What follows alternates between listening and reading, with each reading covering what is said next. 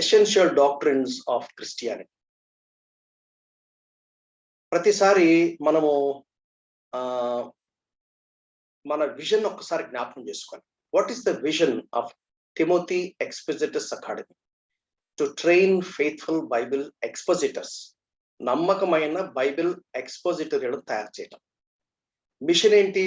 To train in the Bible expository teaching for the edification of the church. సంఘం నాకు క్షేమాభివృద్ధి కలిగేలా Bible expository బోధనలో తరబితి ఇవ్వటం. మూలవాక్యం ఏమిటి? ఈ పరిచర్యకు మూలవాక్యం ఏమిటంటే 2 తిమోతి 2:15. దేవుని ఎదుట యోగ్యునిగాను, సిగ్గుపడనక్కర్లేని పనివానిగాను, సత్యవాక్యమును సరిగా ఉపదేశించువానిగాను నీవే దేవునికి కనపరుచుకున్నట్టుకు జాగ్రత్త పడము. ఈ నేపథ్యంలో ఇప్పటికే దాదాపు చాలా నేర్చుకున్నాము, ఇంకా నేర్చుకుంటూ ఉన్నాము. సంఘాన్ని గురించినటువంటి సిద్ధాంతంలో ఇప్పటి వరకు కనీసము మనము 4 పాఠాలు నేర్చుకున్నాం. సంఘం అంటే ఏంటి? సంఘం యొక్క నిర్వచనం ఏంటి? సంఘాన్ని అర్థం చేసుకోవడానికి బైబిల్లో ఉన్నటువంటి what are the pictures portrait in the Bible, దాని గురించి చూసాం. How to understand the church, what is the relationship between Christ and the church, దాని గురించి చూసాం. పోయినసారి ప్రయారిటీస్ ఆఫ్ ద చర్చ్, 3 ప్రాముఖ్యమైన priorities. Number 1 is worship, number 2 is fellowship, number 3 is evangelism. వాటి గురించి మనం పోయినసారి చూస్తూ వచ్చాం. ఇప్పుడు ద చర్చ్ ఆర్డినెన్సెస్, దాని గురించి మనము చూడాలి. ద చర్చ్ ఆర్డినెన్సెస్, సంఘంలో 2 ఆర్డినెన్సెస్ ఉన్నాయి which are very much physical. ఒకటి ఏంటంటే the Lord's table and the baptism. ప్రభువు బల్ల గురించినటువంటి ఒక ఖచ్చితమైనటువంటి అవగాహన, ఒక అవగాహన మనకు చాలా అవసరం. ప్రభువు బల్ల అంటే ఎందుకు దేవుడు సంఘంలో ప్రభు బల్లని పెట్టాడు? రెండోది బ్యాప్టిజం. ఫిజికల్ గా సంఘానికి దేవుడిచ్చినటువంటి ఆర్డినెన్సెస్ ఇవి. ఆర్డినెన్సెస్ అంటే something more than a command. These are the ordinances. క్లుప్తంగా వాటి గురించి కొంత అవగాహన కలిగి ఉండడానికి ప్రయత్నించేద్దాం. ద లార్డ్స్ టేబుల్ అంటారు, ద లార్డ్స్ సప్పర్ అంటారు, రకరకాలుగా దాని గురించి మాట్లాడుతారు. కొంతమంది కమ్యూనియన్ అని కూడా అంటారు. దేవుని వాక్యాన్ని కనుక జాగ్రత్తగా పరిశీలిస్తే కొత్త నిబంధనలో యేసుక్రీస్తు ఏం చేశారంటే చిట్ట చివరి పాసోవర్ లేక ఆ పస్కా విందును భుజించిన తర్వాత యేసుక్రీస్తు వారు ఎస్టాబ్లిష్ చేశారు. దాని గురించినటువంటి వివరణ కేటగారికల్ గా మత్తయి సువార్త, మార్కు సువార్త, లూకా సువార్తలో మనం చూస్తాం. ఇది ఎలా ఉంటుందంటే ఈ 2 సైడ్ బై సైడ్ ఉంటుంది. చాలా మందికి తెలియక రెండింటికి మధ్యలో గ్యాప్ ను సరిగా గుర్తించలేరు. మత్తయి సువార్త 26వ అధ్యాయము 17 నుంచి 25 దాకేమో పస్కా విందు. దాని తర్వాత ఆయన ఏం చేశాడంటే దాన్ని కన్వర్ట్ చేశాడు, లేక ట్రాన్స్ఫర్ చేశాడు, షిఫ్ట్ చేశాడు, ప్రభు బలని ఎస్టాబ్లిష్ చేశాడు. అది మత్తయి సువార్త 26వ అధ్యాయం 26 నుంచి 29 వరకు. లేదా మార్కు సువార్త 14వ అధ్యాయము 17 నుండి 21 వరకు పాసవర్ గురించి, పాసవర్ ఫీస్ట్ గురించి, ఆ తర్వాత 22nd వర్స్ నుంచి 25th వరకు ప్రభువులో గురించిన వివరణ మనం చూస్తాం. అలాగే లూకా సువార్తలు కూడా మనము చూస్తాం. ఇప్పుడు మనము కొంచెం కాస్త క్లుప్తంగా ఒక ఖచ్చితమైనటువంటి అవగాహన కలిగి ఉండటానికి మనం ప్రయత్నించేద్దాం. 1 కొరింథీ 11వ అధ్యాయము అక్కడ 23వ వచనం నుండి చివరికి 32వ వచనం వరకు సర్వసాధారణంగా సంఘాల్లో ప్రతిసారి ప్రభు బల్లకు ముందు ఆ సందర్భాన్ని చదువుతారు. లూకా సువార్త 22వ అధ్యాయము 19-20 వచనాలు కొంచెం ఎక్కువగా మనం ఆలోచించడానికి ప్రయత్నం చేద్దాం. మత్తయి సువార్తలో రాయబడింది, మార్కులో రాయబడింది, లూకాలు కూడా రాయబడింది, యోహాను సువార్తలో కూడా మనం కొంత చూస్తాం. పిమ్మట ఆయన ఒక రొట్టె పట్టుకుని కృతజ్ఞతాస్తుతులు చెల్లించి దాన్ని విరిచి వారికిచ్చి, ఇది మీ కొరకు ఇవ్వబడిన నా శరీరం. ఇప్పుడు మనం పాసోవర్ గురించి మనం మాట్లాడలేదు, ఇంకొకసారి ఎప్పుడైనా మనం చూద్దాం. ఎందుకంటే పస్కా గురించి మొదలు పెట్టామంటే కనీసం ఒక అరగంట పడుతుంది. దాని గురించి ఇంకొకసారి ఎప్పుడన్నా మనం చూద్దాం. ఇప్పుడు ద లార్డ్స్ ఆర్డినెన్సెస్, బైబిల్లో చెప్పబడినటువంటి దేవుడు మనకిచ్చినటువంటి ప్రాముఖ్యమైనటువంటి సత్యాల గురించిన వివరణ క్లుప్తంగా తెలుసుకుందాం. ఒక ఎక్స్పోజిటరీ టీచర్ గా కావాల్సినటువంటి బేసిక్ అండర్స్టాండింగ్ ప్రొవైడ్ చేయడానికి ప్రయత్నం చేస్తాం. పిమ్మట ఆయన ఒక రొట్టెనెత్తుకొని కృతజ్ఞతాస్తుతులు చెల్లించి దాన్ని విరిచి వారికి ఇచ్చి, ఇది మీ కొరకు ఇవ్వబడుచున్న నా శరీరము. అంటే ప్రభు బల్ల మీద ఉంచబడినటువంటి రొట్టె ప్రభుని యేసుక్రీస్తు వారి శరీరానికి సాదృశ్యంగా ఉంది, సింబాలిక్ రిప్రజెంటేషన్. అదే రోమన్ క్యాథలిక్ వాళ్ళు ఏం చేస్తారంటే దాన్ని పెద్ద ఇష్యూగా చేస్తారు. ఏ లెవెల్లో వాళ్ళు మాట్లాడతారంటే, వాళ్ళు ఆ రొట్టెను తింటున్నప్పుడు యేసుక్రీస్తు వారి శరీరాన్ని నిజంగా తింటున్నంత పద్ధతిలో వాళ్ళు బోధిస్తారు, which is not correct. It's only symbolic representation. Symbolic representation. నన్ను జ్ఞాపకము చేసుకున్నట్టుకు దీనిని చేయడం చెప్పాడు. ఎందుకు చేయాలి ప్రభు బలని అంటే, నన్ను జ్ఞాపకం, దట్స్ ఎ బేసిక్ రీజన్. నన్ను జ్ఞాపకం చేసుకున్నట్టుకు దీన్ని చేయడం చెప్పాను. అంటే ప్రభు బల దగ్గరకు వచ్చినప్పుడల్లా మనం గుర్తుంచుకోవాల్సిన ప్రాముఖ్యమైన సంగతి ఏమిటంటే, నన్ను జ్ఞాపకము చేసుకున్నట్టు. ఎందుకని అక్కడ రెండు మాటలు ఉపయోగపడ్డాయి. ఒకటి ఏంటంటే, మీ కొరకు ఇయ్యబడుచున్న నా శరీరము. అంటే the lord Jesus Christ has given his, ఆయన తన తన తన లైఫ్ ను లేక తన తన తన శరీరాన్ని మనకు అప్పగించాడు. ఎందుకంటే అపోస్తలుడైన పౌలు అంటాడు రోమపత్రిక 8వ అధ్యాయంలో, ఆయన శరీరంలో మన పాపమునకు రావాల్సిన శిక్ష ఆయన భరించాడు అనే మాట మనకు రోమపత్రిక 8వ అధ్యాయంలో ఆ మాటలను చూస్తాం. నన్ను జ్ఞాపకం చేసుకున్నట్టుకై దీనిని చేయుడి అని చెప్పాడు.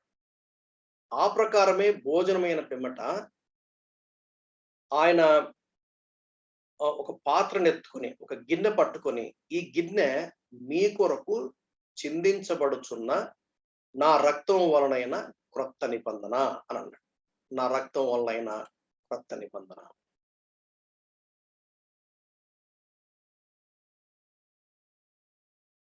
నన్ను జ్ఞాపకం చేసుకున్నట్టుగా తిరిగి ఇక్కడ ఆయన శరీరము, ఆయన రక్తం. ఇంకొక మాటలో చెప్పాలంటే, ప్రభు బల్లను లేక కమ్యూనియన్ని లేక ద లార్డ్స్ టేబుల్ ను గుర్తుపెట్టుకున్నప్పుడల్లా మనం గుర్తుపెట్టుకోవాల్సిన ఒక ప్రాముఖ్యమైన విషయం ఏంటంటే క్రాస్, సిలువ. అందుకనే బ్రదరన్ అసెంబ్లీస్ అంటే నాకు చాలా ఇష్టం. ఎందుకంటే వాళ్ళు వాళ్ళు ప్రభు బల్ల దగ్గర సిలువ తప్ప వేరే విషయాలు మాట్లాడరు. చాలా మందికి ప్రభు బల్లని గురించిన అవగాహన లేదు కనుక ప్రభు బల్ల దగ్గర కూర్చొని ఏమో మాట్లాడడానికి ప్రయత్నం చేస్తారు. ప్రభు బల్ల దగ్గరకు వచ్చినప్పుడు మనం గుర్తుపెట్టుకోవాల్సిన ప్రాముఖ్యమైన సత్యం ఏంటంటే, నన్ను జ్ఞాపకం చేసుకున్నట్టుగా దీనిని చేయడం చెప్పి. అంటే ఏం జ్ఞాపకం చేసుకోవాలి? సిలువలో యేసుక్రీస్తు వారు చేసినటువంటి గొప్ప విమోచన కార్యాన్ని మనం జ్ఞాపకం చేసుకోవాలి. ఆయన శరీరముపై నేను చేసినటువంటి పాపమును బట్టి నాకు రావాల్సిన శిక్ష, దేవునికి న్యాయబద్ధమైనటువంటి క్రయము ఆయన శిలువలో చెల్లించాడు. ఆయన శరీరం మీద పడింది. అందుకనే ఆయన శరీరము నలగొట్టబడింది. యెషయా గ్రంథం 53వ అధ్యాయంలో మనం చూస్తాం. ఆయన స్వరూపమును కోల్పోయాడు. ఎందుకంటే ఏ పాపమైతే దేవుని యొక్క పోలికలో చేయబడిన మనము రూపంగా మార్చబడిందో, అది సిలువలో మన పాపము ఆయన మీద మోపబడినప్పుడు ఆయన క్రూపిగా అయ్యాడు, చూడనలోని వాడుగా అయ్యాడు. ఆయన శరీరము నలగొట్టబడింది. ఆయన పవిత్రమైన, నిర్దోషమైన, నిష్కలంకమైన రక్తము చిందించబడింది. ఈ విషయాన్ని మనం ఎట్టి పరిస్థితుల్లో మర్చిపోకుండా బాగా గుర్తుపెట్టుకోవాలి. ఎందుకు ప్రభు బలను మనం ఆచరించాలి? ఎందుకు ప్రభువులను ఆచరించాలి? ఎందుకు ఆచరించాలంటే ప్రభువుని యేసుక్రీస్తు వారిని జ్ఞాపకం చేసుకుంటాం. అంటే ప్రభువుని ఎన్నిసార్లు జ్ఞాపకం చేసుకోవాలి? వారానికి ఒకసారి చేయాలా? నెలకు ఒకసారి చేయాలా? 6 నెలలకు ఒకసారి చేయాలా? సంవత్సరానికి ఒకసారి చేయాలా? అనే ప్రశ్నలు వస్తాయి. కానీ అపోస్తలుల కార్యములో, ఆది సంఘములో వాళ్ళు చేసినటువంటి పద్ధతి కనుక మనం జాగ్రత్తగా పరిశీలిస్తే, as many times as possible అనే సత్యం మనకు అర్థమవుతుంది. ఖచ్చితంగా వాళ్ళు పాటించిన ఒక సత్యం ఏంటంటే, ప్రతి ఆదివారం నాడు మాత్రం వాళ్ళు ప్రభు బల్ల ఆచరించినట్టుగా మనకు చాలా స్పష్టంగా మనకు అర్థమవుతుంది. కొంతమంది ఇది చాలా తీవ్రమైంది, ఎందుకంటే ఇందులో ఏమన్నా పొరపాటు చేసి, ఎందుకంటే 1 కొరింథీ 11వ అధ్యాయంలో ఒక మాట రాయబడింది, నేను చదువుతాను. చాలా మంది దీని గురించి కూడా చాలా వక్రీకరించి మాట్లాడతారు. మనకు స్పష్టంగా మనకు అర్థం కావాలి. 1 కొరింథీ 11వ అధ్యాయము 30వ వచనంలో ఒక మాట రాయబడింది. ఇందువలననే, ఇదివరకు మనం బిబ్లియాలజీ నేర్చుకున్నప్పుడు దీని గురించినటువంటి వివరణ నేను ఇవ్వడం జరిగింది. ఇందువలననే, దీన్ని లింక్ వర్డ్ అంటారు. లింక్ వర్డ్ అంటే అర్థం ఏంటంటే, ముందుకు వెళ్ళక మునుపు ఎందువలన ప్రశ్న వేసుకోవాలి. కాబట్టి అంటే ఏం బట్టి అని మనం ప్రశ్న వేసుకోవాలి. ఇందువలననే అంటే ఎందువలన? 5వ వచనం చదివితే అర్థమవుతుంది. ప్రభువు శరీరం అని వివేచింపక తిని త్రాగువాడు తనకు శిక్షా విధి కలుగుటకే తిని త్రాగుచున్నాడు. అంటే ప్రభువు బలలో పాల్గొనేటప్పుడు, అంటే ప్రభు యొక్క శరీరాన్ని, ప్రభు యొక్క రక్తాన్ని తింటున్నాము అంటే ఆయనతో మనం సహవాసం చేస్తున్నాం, ఆయనతో ఫెలోషిప్ చేస్తున్నాం. రిలేషన్షిప్ వేరే, ఫెలోషిప్ వేరే. ముందు రిలేషన్షిప్ ఉంటేనే కదా ఫెలోషిప్ వచ్చేది. రిలేషన్షిప్ మనకు ఎట్లా వస్తుంది? యేసు రక్షకుడు అని సెలవులో చేసిన విమోచన కార్యాన్ని గ్రహించి, మన పాపం విషయమై ఆయన చేసినటువంటి గొప్ప త్యాగాన్ని మనం గ్రహించి, మనము మన పాపముల విషయమే పశ్చాత్తాపడి మన పాపములు ఒప్పుకొని శిలువ రక్తంలో శుద్ధి చేయబడినప్పుడు దేవుడు నాకు తండ్రి అవుతాడు, నేను ఆయన కుమారుని అవుతాను, లేక కుమార్తెను అవుతాను. ఆయనతో కలిసి నడిచేటప్పుడు ఏమవుతుంది? ఆయన నాకు గురువు అవుతాడు, నేను ఆయన శిష్యుని అవుతాను. ఆయన యజమానుడు అవుతాడు, నేను దాసుని అవుతాను. ఆయన స్నేహితుడు అవుతాడు, నేను ఆయన స్నేహితుని అవుతాను. నిజానికి ప్రతిసారి మనం ఏం చెప్పాలి? నీ కుమారుడును అనిపించుకోవటానికి యోగ్యుని కాను అని మనం ప్రతిసారి చెప్పాలి. అయితే ప్రభు ఏమంటాడు? లేదు లేదు, నువ్వు నా కుమారుడివి అని అంటాడు. నువ్వు దాసుడు కాదు. నువ్వు దాసుడు అయితే నేను సత్యాలను చెప్తే నీకు అర్థం కాదు కదా, అర్థం కాదు. కాబట్టి ఆ రిలేషన్షిప్, ఆ ఫెలోషిప్ అనేది మనకు సెలవులో మాటి మాటికి జ్ఞాపకం చేయాలి. అయితే యోగ్యంగా పాల్గొనాలి. అదే ఈ ఈ 1 కొరింథీ 11వ అధ్యాయంలో అపోస్తలుడు పౌలు చాలా స్పష్టంగా చెప్తాడు. 28వ వచనం. కాబట్టి ప్రతి మనుషుడు, మళ్ళా కాబట్టి అంటే మనం వెనక్కెళ్ళాలి. ఏంటి కాబట్టి? ఎవడు అయోగ్యముగా ప్రభు యొక్క రొట్టెను తినునో లేక ఆయన పాత్రలోను త్రాగునో వాడు ప్రభు యొక్క శరీరమును గూర్చి రక్తమును గూర్చి అపరాధి అగును. అంటే ఆయన శరీరమును పోలినటువంటి ఆ రొట్టె, ఆయన రక్తాన్ని పోలినటువంటి ఆ ద్రాక్షరసంలో మనం పాల్గొంటప్పుడు అపరాధములు మనం పడకూడదు. పడకుండా ఉండడానికి ఏం చేయాలి? ప్రతి మనుషుడు తను తాను పరీక్షించుకునే వలను అలాగు చేసి ఆ రొట్టెని తిని ఆ పాత్రను అంటే పరీక్షించుకోవాలి. మనం హడావిడిగా ప్రభు బలలో మనం పాల్గొనడానికి మొట్టమొదటి నేను యోగ్యంగా ఉన్నానా? నేను పాత్రుడిని, నేను పాల్గొనవచ్చా? నా ప్రభుతో నేను సహవాసం చేయగలనా? రిలేషన్షిప్, ఫెలోషిప్ ఈ రెండు గురించిన అవగాహన మనం ఖచ్చితంగా గుర్తెరగాలి. రక్షణ పొందిన ప్రతి వ్యక్తికి తప్పనిసరిగా రిలేషన్షిప్ ఉంటుంది.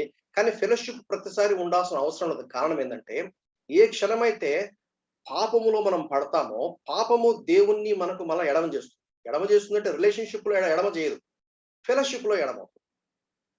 సో కాబట్టి ఆ ఫెలోషిప్, దేవునితో సహవాసం చేయకుండా పాపము, అది ఏ కోణంలో అయినా అవ్వచ్చు, అది ఏ మోతాదులో అయినా అవ్వచ్చు, అది ఏ డైమెన్షన్ లో అయినా అవ్వచ్చు, ఏ పద్ధతిలో అయినా అవ్వచ్చు. మనకు తెలిసిన దేవుని వాక్యము ద్వారా పరిశుద్ధాత్మ దేవుడు ఏదైతే పాపము అనే కన్విక్షన్స్ దేవుడు నాకు కలగజేశాడో, ఆ పాపమును నేను తెలిసి బుద్ధిపూర్వకంగా కొనసాగటానికి వీల్లేదు. తెలిసి బుద్ధిపూర్వకంగా కొనసాగుతున్న నేపథ్యంలో దేవునితో సహవాసం ఉండదు. అప్పుడు నేను ప్రభువులలో పాల్గొనడానికి వీల్లేదు. అది ఇక్కడ చెప్తున్నటువంటి మాట. కాబట్టి ప్రతి మనుషుడు తను తాను పరీక్షించుకొనవలెను. అలాగు చేసి ఆ రొట్టెను తిని ఆ పాత్రను త్రాగవలెను. ఎలాగు చేయాలి? అయోగ్యంగా ఉన్నానా? యోగ్యంగా ఉన్నానా? అయోగ్యత నాకు ఎక్కడి నుంచి వస్తుంది? అది ప్రభు ఫెలోషిప్ లో, అదే 1 యోహాను పత్రిక 1వ అధ్యాయంలో అపోస్తలుడైన యోహాను చాలా స్పష్టంగా చెప్తాడు. ఎవరైతే ఆయన వెలుగులో ఉన్న ప్రకారం వెలుగులో నడుస్తారో అప్పుడు ఆయన కుమారుడైన యేసు రక్తం ఎందుకు అన్నాడు? యాక్చువల్‌గా 1 యోహాను పత్రిక 1వ అధ్యాయము అది విశ్వాసులకు సంబంధించినటువంటి వాక్యం అది. అంటే ఆయనతో నడిచే కొద్దీ ఆయన వెలుగులో మనం ఆల్రెడీ చూసాం. వెలుగు ఏం చేస్తుంది? రెండు పనులు చేస్తుంది. ఒకటేం చేస్తుందంటే ఆ దేవుని నాకు ప్రత్యక్షపరుస్తుంది. వెలుగు అనేది దేవుని సత్యం. దాన్ని బిబ్లియాలజీలో మనం చూసాం. దాన్ని ఇల్యూమినేషన్ అన్నాం. When the Lord exposes himself to us, when the Lord reveals himself to us through the scriptures, అది పరిశుద్ధాత్మ దేవుడు చేసే పని. పరిశుద్ధాత్మ దేవుడు దేవుని వాక్యంలోని సత్యాలను నాకు బయలుపరుస్తున్నప్పుడు ఆ వెలుగును బట్టి నా దుష్క్రియలు బయటపడతాయి. యోహాను సువార్త 3వ అధ్యాయం 27వ వచనం నిన్న కూడా మనం చూసాం. నా దుష్క్రియలు బయటపడినప్పుడు వెంటనే ఐఎమ్ సారీ, నేను దీన్ని పాపంగా నేను గుర్తించలేదు. Now I understand that this is sin, please forgive me, I will not repeat it, I'm very sorry అని ఆయనతో సహవాసంలో కంటిన్యూ అవుతుకోవాలి. కొంతమంది ఏం చేస్తారని, అమ్మో ఇది నాకెందుకు లేండి రిస్క్ అని చెప్పి ప్రభువులలో పాల్గొనకుండా వెనక్కి వెళ్తారు. That is also not correct. You must partake, you must confess, you must forsake. ప్రభు వల్ల చాలా గంభీరమైనది. ఎందుకంటే దేవుడు మనకిచ్చిన 2 ఆర్డినెన్సెస్ లో ఇది మొదటి ఆర్డినెన్స్ ఏంటంటే the Lord's table. It is an amazing truth అది, to have fellowship with God. నాకు మాటికి అదే గుర్తుకొస్తుంది. దావీదు యోనాతాను అని అంటాడు. యోనాతాను దావీదు ఒకే బల్ల మీద కూర్చున్నారంట. యోనాతాను కుట్టివాడు. ఆ బల్ల ఏం చేస్తున్నారో అర్థం కాదు కూర్చున్నప్పుడు, కుట్టోడా కాదా అని. ఆ రాజుతో సహవాసం ఉండటం ఏంటి? నేను చచ్చిన కుక్కను కదా. ఎస్, మీ తండ్రి అయిన సౌలుని బట్టి I want you to have fellowship with me. That's the point. యేసుక్రీస్తుని బట్టి దేవునితో మనకు సహవాసం కలిగి ఉన్నాం. ఆ ప్రభు బల్లలో ఇస్ అమేజింగ్ ట్రూత్ అది. ప్రియమైన సహోదరి సహోదరులారా, ప్రభు బలం గురించినటువంటి సందేశం చాలా లోతైనది. అది ఇప్పుడు మొదలు పెడుతూ ఎన్నో విషయాలు మనం స్టడీ చేయొచ్చు. ప్రతి ఆదివారం నాడు ఒక్కొక్క బిట్ వాక్యాన్ని బాగా అర్థం చేసుకుని, వాక్యంలోని సత్యం బాగా ఎరిగిన దైవజనులు ప్రతి ఆదివారం సంఘాన్ని ఈ ప్రభువుల గురించినటువంటి ఆ సత్యంలో నడిపిస్తూ పెంచుతూ రావాలి సంఘాన్ని. నేను ఆల్రెడీ మీకు పీపీటీలో నేను పెట్టాను, 6 విషయాలు నేను పెట్టాను. ఈ ప్రభువులో మనకేం చెప్తుందంటే, talks about the fellowship with God.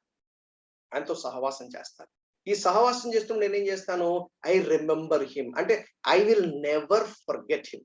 ఎందుకు నన్ను జ్ఞాపకం చేసుకుంటే అన్నాడు? ఆయనకు తెలుసు మన బుర్ర, మన తెలివితేటలు ఆయనకు తెలుసు, మన బలహీనత ఆయనకు తెలుసు. ఎక్కడ మర్చిపోతామో, no please don't forget me. నన్ను జ్ఞాపకం పెట్టుకోండి, రిమెంబర్ మీ. నేను గుర్తుపెట్టుకోవాలి, నా ప్రభు నా కొరకు శిలువలో మరణించాడు. We have to sing this song again and again. నా ప్రభు నా కొరకు శిలువలో మరణించాడు. నా ప్రభు నా కొరకు శిలువలో ఎంత క్రయం చెల్లించాడో. సాక్షాత్తు దేవుడు మానవుడిగా వచ్చే శిలువలో బలి అవటమా? We can never imagine, we can never understand. అందుకని ఇప్పటికే చాలా సార్లు చెప్పాను, I will not be tired to repeat certain important statements. ఏమిటంటే, when we slip into ఎటర్నిటీలోకి స్లిప్ అయిన తర్వాత ఆ నిశ్చితంలోకి వెళ్ళి ఆ మహిమ, ఆ దేవుని యొక్క Splendor and glory and majesty of God చూసినప్పుడు మనకు వచ్చే మొట్టమొదటి ప్రశ్న ఏంటంటే, ఈ దేవుడా నా కోసం శిలువలో మరణించింది? ఈ సృష్టికర్త అయిన దేవుడా, సమీపించరాని తేజస్సులో నివసించే ఆ దహించు అగ్ని వంటి ఈ దేవుడా నా కోసం శిలువలో ప్రాణం పెట్టింది? అది ప్రతిసారి మనం చెప్పుకుంటూ రావాలి. నా ప్రభు నా కోసం మరణించాడు. Remember him.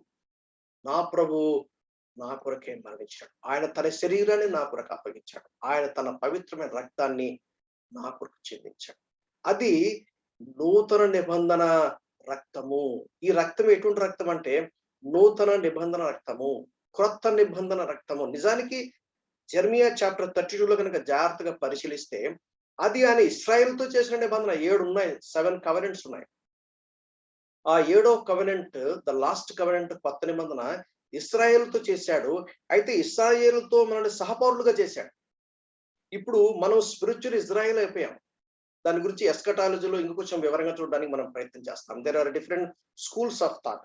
దాని గురించి కొంచెం పాజులు పెట్టండి. మరలా మనం ఎండ్ టైమ్స్ గురించినటువంటి డాక్టరీని స్టడీ చేస్తూ మరలా జ్ఞాపకం చేసుకుంటాం. రోమపత్రిక 2వ అధ్యాయం అంటాడు, ఐఎమ్ స్పిరిచువల్ ఇజ్రాయెల్. విశ్వాసం ద్వారా నేను అబ్రహాము నా తండ్రి నేను కూడా చెప్పగలను.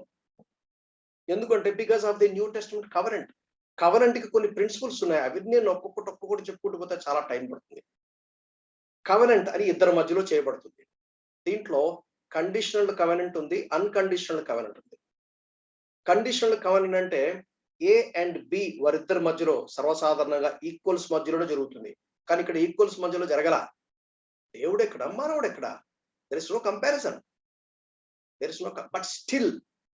బట్ స్టిల్ ఆ దేవుడు మనతో ఒక నిబంధన చేశాడు.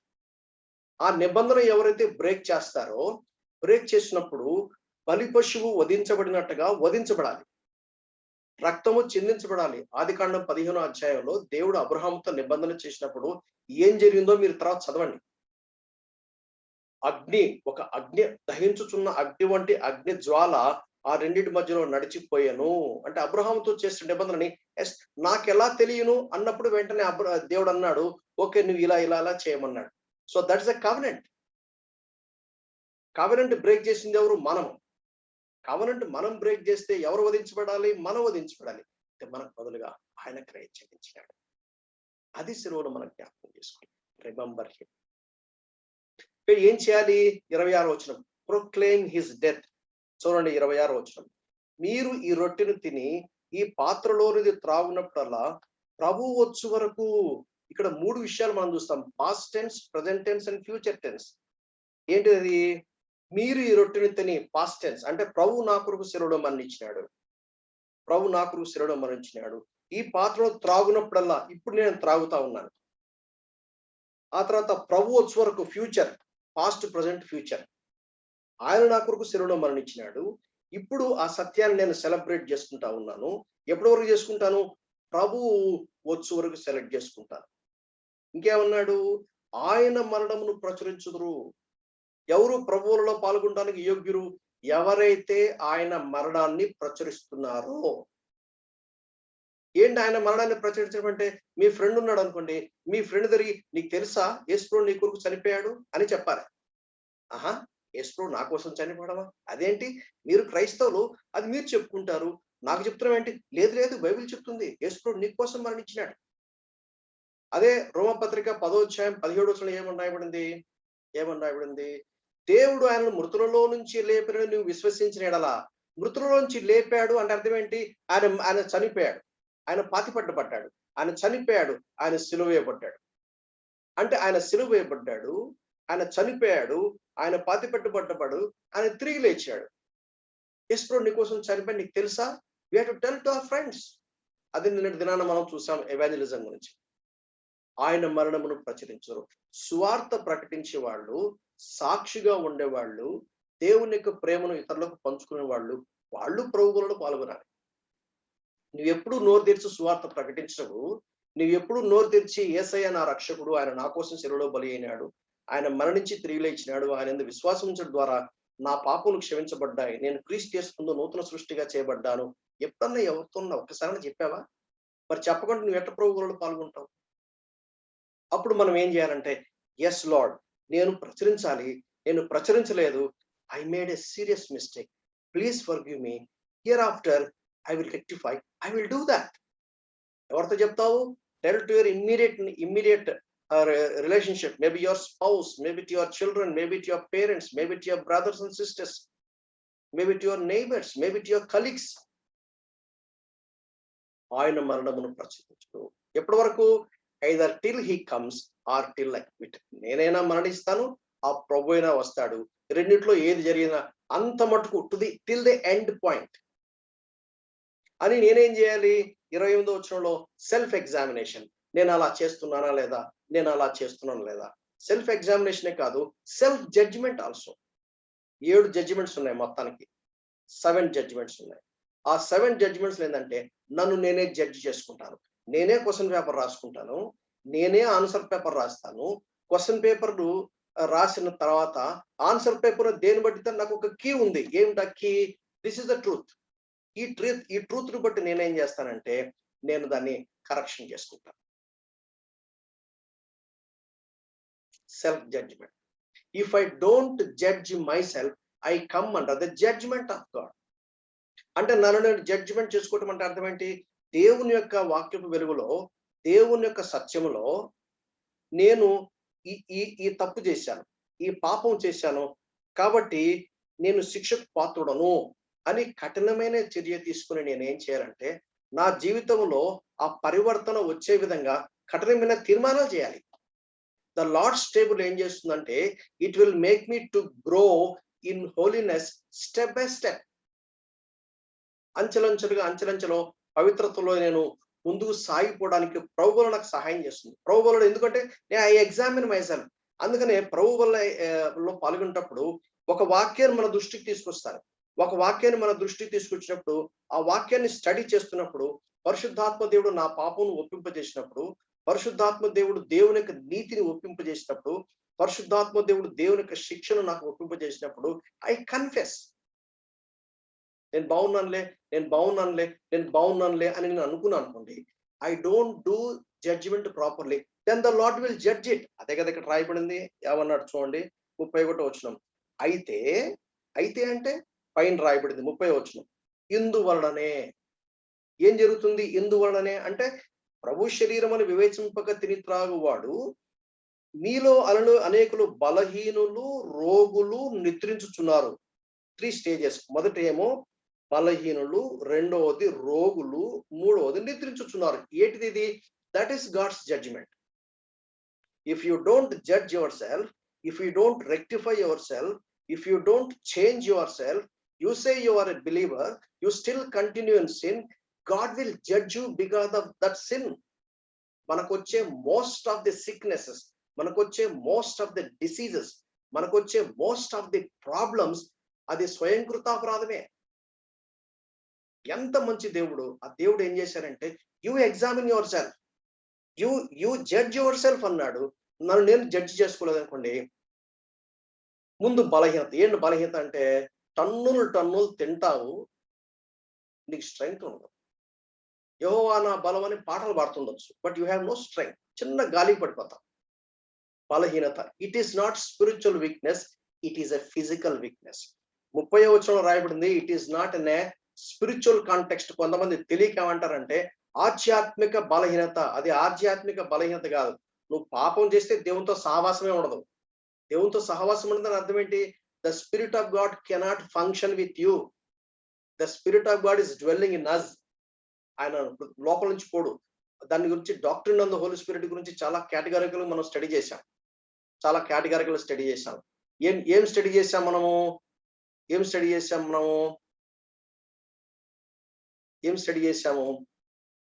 పరిశుద్ధాత్మ దేవుడు పాత నిబంధనలో చేసే పరిచర్యకి, పరిశుద్ధాత్మ దేవుడు కొత్త నిబంధనలో చేసే పరిచర్యకి చాలా తేడా ఉంది అనేది మనము మనం చూసాం. పరిశుద్ధాత్మ దేవుడు కొత్త నిబంధనలో మనం గనక చూస్తే, జాగ్రత్తగా చూస్తే, ఆయన నాలోనే నివసిస్తాడు. నేను చనిపోయినంత వరకు నాతోనే ఉంటాడు. పాపం చేస్తే ఆయన పరిశుద్ధాత్మ దేవుడు దుఃఖపడతాడు. అదే నాకు గిల్ట్ కాన్షియస్ లాగా నాకు కమ్యూనికేట్ చేయబడుతుంది. మనం దాని గురించి వివరంగా మనం చూసాం. అయితే బలహీనత, వీక్‌నెస్, ఫిజికల్ వీక్‌నెస్. నువ్వు తొందరగా సెటరేట్ చేసుకోలేదనుకో, ఈ బలహీనత ఏమైపోతుంది? రోగం అవుతుంది. రోగం అంటే మంచానికి ఎక్కుతావు. మంచానికి ఎక్కిన తర్వాత కూడా నీకు సెటరేట్ చేసుకోలేదనుకో, యూ విల్ డై. బిలీవర్స్ కి నిద్ర అంటే చావు అని అర్థం అన్నమాట. నిద్ర అంటే చావు అని అర్థం. బలహీనత, రోగము, నిద్ర ఇవి ఫిజికల్ ఫిజికల్ కనోటేషన్స్, ఇవి నాట్ స్పిరిచువల్. ఎందుకు? నిన్ను నువ్వే జడ్జ్ చేసుకోలేదు. నువ్వు పాపం చేస్తున్నావు. నీకు తెలిసిన పాపం, తెలియని పాపం గురించి కాదు. ఏది పాపమని తెలుసో ఆ పాపంలో తెలిసి నువ్వు కంటిన్యూ చేస్తున్నావు. అంటే నువ్వు హృదయాన్ని కఠినం చేసుకుంటున్నావు. ఒకవైపున దేవుడు చెప్తానే ఉన్నాడు, నువ్వు వినకుండా దాన్ని కంటిన్యూ చేస్తూనే ఉన్నావు. కాబట్టి 32వ వచనం అదే అంటాడు. మనము తీర్పు పొందిన ఎడల లోకముతో పాటు మనకు శిక్షా విధి కలగకుండానట్లు ప్రభు చేత శిక్షించబడుతున్నాము. ప్రభు శిక్షిస్తాడు. ఎందుకంటే విశ్వాసికి సమాధిని దాటిన తర్వాత పాపం గురించిన లెక్క పత్రాలు ఉండవు. ఒక విశ్వాసికి, రక్షణ పొందిన వ్యక్తికి సమాధికి పోక మునుపే భూమి మీద ఉన్నప్పుడే మనము బుద్ధిపూర్వకంగా ఎరిగి ఎరిగి రక్షణ పొందిన క్షణంలో పాతవన్నీ ఒక్కసారి దేవుడు కొట్టేస్తాడు. ఒక్కసారి క్షమించేస్తాడు. మరల జ్ఞాపకం చేసుకోడు. దేవుని పద్ధతి అది. తూర్పుకు పడవరకు ఎంత దూరం ఉందో అంత దూరం అంటే దాని అర్థం ఏంటంటే పాపములు జ్ఞాపకం చేసుకోను అని అర్థం. నా వీపున వేసుకున్నాను అన్నాడు. నేను తుడిచి వేశాను అన్నాడు. మరెన్నడూ జ్ఞాపకం చేసుకుని అన్నాడు. That's what the word of God says. ఒకవేళ ఎవరన్నా జ్ఞాపకం చేశారంటే that is the devil. Devil యొక్క పని ఏంటంటే క్షమించబడిన పాపాన్ని మాటి మాటికి నీకు జ్ఞాపకం చేసి నేను గిల్ట్ లోకి తీసుకెళ్తాడు. నువ్వేం చెప్పాలంటే, no, the Lord has forgiven me because Bible says so. నీకు ఎవరు చెప్పారంటే వాక్యం చెప్తుంది. సో కాబట్టి రక్షించబడిన తర్వాత నువ్వు బుద్ధిపూర్వకంగా కనుక పాపం చేస్తే you will pay for it. దాని గురించి 1 కొరింథీ 11వ అధ్యాయంలో రాయబడిన బలహీనత, రోగము, నిద్ర. అందుకనే I should judge my self. If I don't judge my self, God will judge it. ఎలా జడ్జ్ చేస్తాడు? బలహీనత, రోగము, నిద్ర.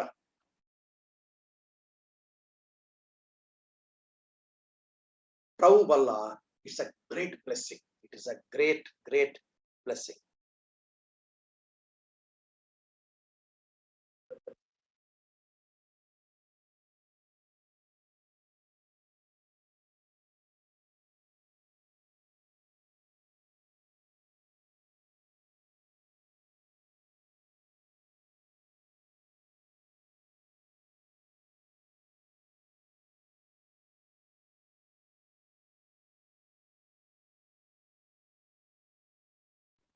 మ్యూట్ లో పడిపోయిందా? ఓకే. ఆదాముతో దేవుడు చేసిన నిబంధన, నోవహుతో దేవుడు చేసిన నిబంధన, అబ్రహాముతో దేవుడు చేసిన నిబంధన, Palestinian covenant, Mosaic covenant, Davidic covenant and new covenant. ఈ బల్ల గురించినటువంటి ఒక ప్రాముఖ్యమైన ట్రూత్ నేను చెప్పేసి నేను ముందు సాగిపోతాను. ఎందుకంటే ఇట్ ఈస్ ఎ పెద్ద సబ్జెక్ట్ ఇది. దాన్ని చాలా క్లుప్తంగా నేను చెప్పి నేను క్లోజ్ చేస్తాను. యోహాను సువార్త 6:56 ఏం చెప్తుందంటే, నా శరీరము నిజమైన ఆహారమును, నా రక్తము నిజమైన పానమునై ఉన్నది. నా శరీరము నిజమైన ఆహారమును, నా రక్తము నిజమైన పానమునై ఉన్నది. నా శరీరమును తిని నా రక్తమును త్రాగువాడు నా యందును, నేను వాని యందును నిలిచి ఉందుము. మరలా చెప్తాను. నా శరీరమును తిని నా రక్తమును త్రాగువాడు నా యందును, నేను వాని యందును నిలిచి ఉందును. He who eats my flesh and drinks my blood abides in me and I in him. అంటే ప్రభు యొక్క శరీరానికి సాదృశ్యంగా రొట్టెను నేను పాల్గొంటున్నప్పుడు నేనేం చెప్తున్నానంటే, ప్రభా నీవు నా యందు నిలిచి ఉన్నావు, నేను నీ యందు నిలిచి ఉన్నాను. అంటే దాని అర్థం ఏంటంటే వన్ విత్ క్రైస్ట్. ప్రభువులో పాల్గొంటున్నప్పుడు నేనేం చెప్తున్నానంటే, నీవు నేను ఒకటే, లేక నీవు నేను ఐక్యమై ఉన్నాము. ప్రభువులో పాల్గొంటున్నప్పుడు నేనేం డిక్లేర్ చేస్తున్నానంటే, ప్రభువా ఐఎమ్ యునైటెడ్ విత్ యూ. నీవు నాలో ఉన్నావు, నేను నీలో ఉన్నాను, మన ఇద్దరము ఒకటే. ఎప్పుడన్నా ఆ మాట భయం వేస్తుంది మనకు ఆ మాట చెప్పాలి. ఒకవేళ ఆ సిద్ధాంతం కొంచెం అర్థం చేసుకోవడానికి కష్టంగా ఉంటే ఇలా చెప్పొచ్చు. ఎలా చెప్పొచ్చు అంటే, పరిశుద్ధాత్మ దేవుడు నా హృదయంలో, నా జీవితంలో నివసించేటప్పుడు, నేను ఆయన ఒకటేగా ఉన్నప్పుడు, నేను తీర్మానాలు చేసుకోవడానికి నాకెంత స్వేచ్ఛ ఉందో, పరిశుద్ధాత్మ దేవుడు నా పక్షంగా తీర్మానం చేసి నన్ను నడిపించి నన్ను గైడ్ చేయడానికి అంత స్వేచ్ఛ ఉందా? నా మీద నాకు ఎన్ని హక్కులు ఉన్నాయో, పరిశుద్ధాత్మ దేవునికి నా మీద అన్ని హక్కులు ఉన్నాయా? నేను నా కోరిక, నా ఇష్టాయిష్టాలు తీర్చుకోవడానికి నా విషయమే నాకు ఎన్ని హక్కులు ఉన్నాయో, ఎంత రైట్స్ ఉన్నాయో, ఎంత స్ట్రెంగ్త్ ఉందో, ఏ కెపాసిటీ ఉందో, అదంతా పరిశుద్ధాత్మ దేవుడు అలాగే స్వేచ్ఛగా వాడగలుగుతున్నాడా? Number 1, unity with Christ. ప్రభువులో ఏం చెప్తుందంటే, ఆయన శరీరాన్ని తింటున్నప్పుడు, ఆయన రక్తాన్ని తాగుతున్నప్పుడు ఐఎమ్ యునైటెడ్ ఇన్ క్రైస్ట్ అని చెప్తుంది. That's point number 1. Point number 2, రెండోది ఏంటంటే, 1 కొరింథీ 10:17 అంటాడు, మనమందరము ఆ ఒక్క రొట్టెలో పాలు పుచ్చుకొనుచున్నాము. రొట్టె ఒకటే గనక అనేకులమైన మనము ఒక్క శరీరమై ఉన్నాము. ఒక్క శరీరమై ఉన్నాము. రెండో పాయింట్ ఏంటంటే, నేను క్రీస్తు ఒకటే అని నేను అన్నాను. నాతో పాటు ఇంకొక బ్రదర్ అన్నాడు, ఇంకొక బ్రదర్ అన్నాడు, ఇంకొక సిస్టర్ అన్నారు. ఈ విధంగా సంఘములను విశ్వాసంలో ఏమంటున్నారంటే, నీవు నేను ఒకటే, ఒకే పరిశుద్ధాత్మ దేవుడు అందరి జీవితాల్లో అదే విధంగా పనిచేస్తున్నప్పుడు సంఘంలో ఐక్యత ఎందుకు ఉండదు? ఖచ్చితంగా. అందుకనే ఆత్మ కలిగించు ఐక్యమును కాపాడుకునుట యందు శ్రద్ధ కలిగిన వారే పట్టుదలతో మీరు ఇలా ఉండాలి, ఇలా ఉండాలి, ఇలా ఉండాలని ఎఫెసీ పత్రిక 4వ అధ్యాయం మొదటి 3 వచనాలు మనం చూస్తాం. ప్రభువులలో పాల్గొంటప్పుడు చెప్తున్నటువంటి మొదటి సత్యం ఏంటంటే, నేను నా ప్రభువులో ఐక్యత, ప్రభువు నాలో ఐక్యత. రెండవది, నేను నా ప్రభు ఐక్యత అని నేను చెప్పినప్పుడు, ఎవరెవరైతే ప్రభు అయిన యేసుక్రీస్తును రక్షకుడుగా ప్రభువుగా అంగీకరించి ప్రభులో ఐక్యత, యూనిటీ, ప్రభులో అటువంటి ఐక్యత ఎవరైతే కలిగి ఉన్నారో, అప్పుడు సంఘం అంతా కూడా ఒకే శరీరముగా ఉంటుందని డిక్లేర్ చేస్తారు. For we though many are one bread and one body, for we all partake of that one bread. ప్రభు బలిలో పాల్గొంటప్పుడు యూనిఫామిటీ గురించి మాట్లాడలేదు, మనం యూనిటీ గురించి మాట్లాడతాం. అందరం ఒకటే తెల్ల బట్టలు వేసుకుందామండి, అందరం ఒకే రకమైనటువంటి యూనిఫామ్ ఉందామని చెప్పట్లా. యూనిఫామిటీ గురించి మాట్లాడట్లా. మనం ఆల్రెడీ చూసాం, unity in diversity, diversity without division అనే విషయాన్ని మనం గతంలో చూసాం. మనం మొదటిది ప్రభు బలం మనకేం చెప్తుందంటే ఆయన శరీరాన్ని తిని ఆయన రక్తాన్ని, చాలా మందికి అది అర్థం కాలే. ఇది చాలా కఠినమైన మాట. ఏంటి మేము క్యానిబాల్స్మా ఏంటి ఆయన శరీరాన్ని తినడానికి? నో నో నో నో నేను ఎట్లా తింటాం అని చాలా మంది వదిలేసి వెళ్ళిపోయారట యేసు ప్రభువుని. యోహాను సువార్త 6వ అధ్యాయంలో మనం చూస్తాం. మీరు కూడా వెళ్ళిపోతారంటే అప్పుడు పేతురు ఏమన్నాడు? గ్రేట్ స్టేట్మెంట్, మేము ఎక్కడికి పోతాం ప్రభువా, నువ్వు తప్ప మాకు ఎవరున్నారు ప్రభువా, నువ్వు నిత్యజీవపు మాటలు కలిగిన వాడు, సజీవుడు దేవుని కుమారుడైన క్రీస్తు అని స్పష్టమైన అవగాహన కలిగి ఉన్నాడు. Unity in Christ and unity, ఈ మాటలు గమనించండి. క్రీస్తులో ఐక్యత, సంఘముతో ఐక్యత. సంఘములో ఐక్యత అనేది 1 కొరింథీ 12:13లో పరిశుద్ధాత్మ దేవుడు చేశాడు. దాన్ని ఆత్మ బాప్తిస్మం అన్నాం. దాని గురించి ఇదివరకు మాట్లాడుకున్నాం. క్రీస్తులో ఐక్యత, సంఘముతో ఐక్యత, క్రీస్తుతో సహవాసము, క్రీస్తులో ఐక్యత, క్రీస్తులో సహవాసము, క్రీస్తులో ఐక్యత, సంఘముతో ఐక్యత. ఈ 3 విషయాలు మనం బాగా గుర్తుపెట్టుకోవాలి. మొదటిది ఏంటి? క్రీస్తుతో సహవాసము. ఎందుకంటే క్రీస్తుతో సహవాసం లేకుండా క్రీస్తుతో ఐక్యత ఎట్లా వస్తుంది? క్రీస్తుతో సహవాసము, క్రీస్తులో ఐక్యత, అప్పుడు సంఘంతో ఐక్యత ప్రకృతి. So let's recap. ఎందుకు ప్రభు బలిలో పెట్టాడు? ఇది ఇంపార్టెంట్ అన్నమాట. ఆ ప్రభు బలిలో పెట్టేటప్పుడు, ప్రభు బలిలో పాల్గొనేటప్పుడు నేను యోగ్యంగా ఉన్నానా లేదా అని నన్ను నేను పరీక్షించుకుంటాను. నన్ను నేను పరీక్షించుకొని నేనేం చేస్తాను? ఆ ప్రభు యొక్క బలలో అంటే నన్ను నేను జడ్జి చేసుకుంటాను. నన్ను నేను జడ్జ్ చేసుకొని అప్పుడు ప్రభు బలలో నేను పాల్గొంటాను. ఆయన గుర్తుపెట్టుకుంటాను. 7 విషయాలు మనం చూసాం. ప్రత్యేకంగా ఆయన మరణమును ప్రచురించుదురు. ఆయన మరణం ఎప్పటి వరకు? ఆయన రాకడ వరకు. ఆయన క్రీస్తుతో సహవాసము, క్రీస్తులో ఐక్యత, సంఘముతో ఐక్యత. అది మొదటి భాగం. ఇంకా చాలా ఉన్నాయి చెప్పడానికి. కనీసం ఈ మాత్రం గుర్తుపెట్టుకుంటే చాలు. ఆ తర్వాత మీరు హోంవర్క్ చేసుకోవచ్చు. రెండవది బ్యాప్టిజం. దీని గురించి కూడా కొన్ని క్లుప్తమైన వివరాలు చూద్దాం. 7 ప్రశ్నలకు మనం జవాబు చెప్పుకోవాలి. ఏంటి బ్యాప్టిజం అంటే? మొదటిది. రెండవది, ఎందుకు తీసుకోవాలి? మూడవది, ఎవరు తీసుకోవాలి? నాలుగవది, ఎలా తీసుకోవాలి? ఐదవది, ఎప్పుడు తీసుకోవాలి? ఆరవది, అసలు వాట్ ఈస్ ద సిగ్నిఫికెన్స్, ముఖ్య ఉద్దేశం ఏమిటి? What is the baptism formula? 7 విషయాలు క్లుప్తంగా చూసి మనం ముందుకెళ్దాం. బాప్తిస్మము అనేది it is a Greek word. దాన్ని ట్రాన్స్లిటరేట్ చేశారే కానీ దాన్ని ఇంటర్ప్రిట్ చేసి రాయాలా, దాని మీనింగ్ మార్చి రాయాలా, యాజ్ ఇట్ ఈస్ గా దింపేశారు. తెలుగులో బ్యాప్టిజం బాప్తిస్మం అని చెప్పారు, ఇంగ్లీష్ లో బ్యాప్టిజం అన్నారు. బాప్తిస్మము అంటే అర్థం ఏంటంటే టు డిప్ ఇన్ టు అని అర్థం. అంటే నీట ముంచుట, మునుగుట, ముంచుట అని అర్థం అన్నమాట బాప్తిస్మం. మార్క్స్ వార్త 16వ అధ్యాయం 15-16 వచ్చారు. మరియు మీరు సర్వలోకమునకు వెళ్ళి సర్వ సృష్టికి సువార్తను ప్రకటించుటి, నమ్మి బాప్తిస్మం పొందినవాడు రక్షించబడను, నమ్మని వానికి శిక్ష విధించబడను. బ్యాప్టైజో అంటే to dip into, fully wet అని అర్థం. That is the meaning. బాప్తిస్మం అంటే ఏంటి? బాప్తిస్మం అనేది ఒక గ్రీక్ పదము. బాప్తిస్మము అనగా టు డిప్ ఇంటూ అని అర్థం, టు ఫుల్లీ వెట్ అని అర్థం.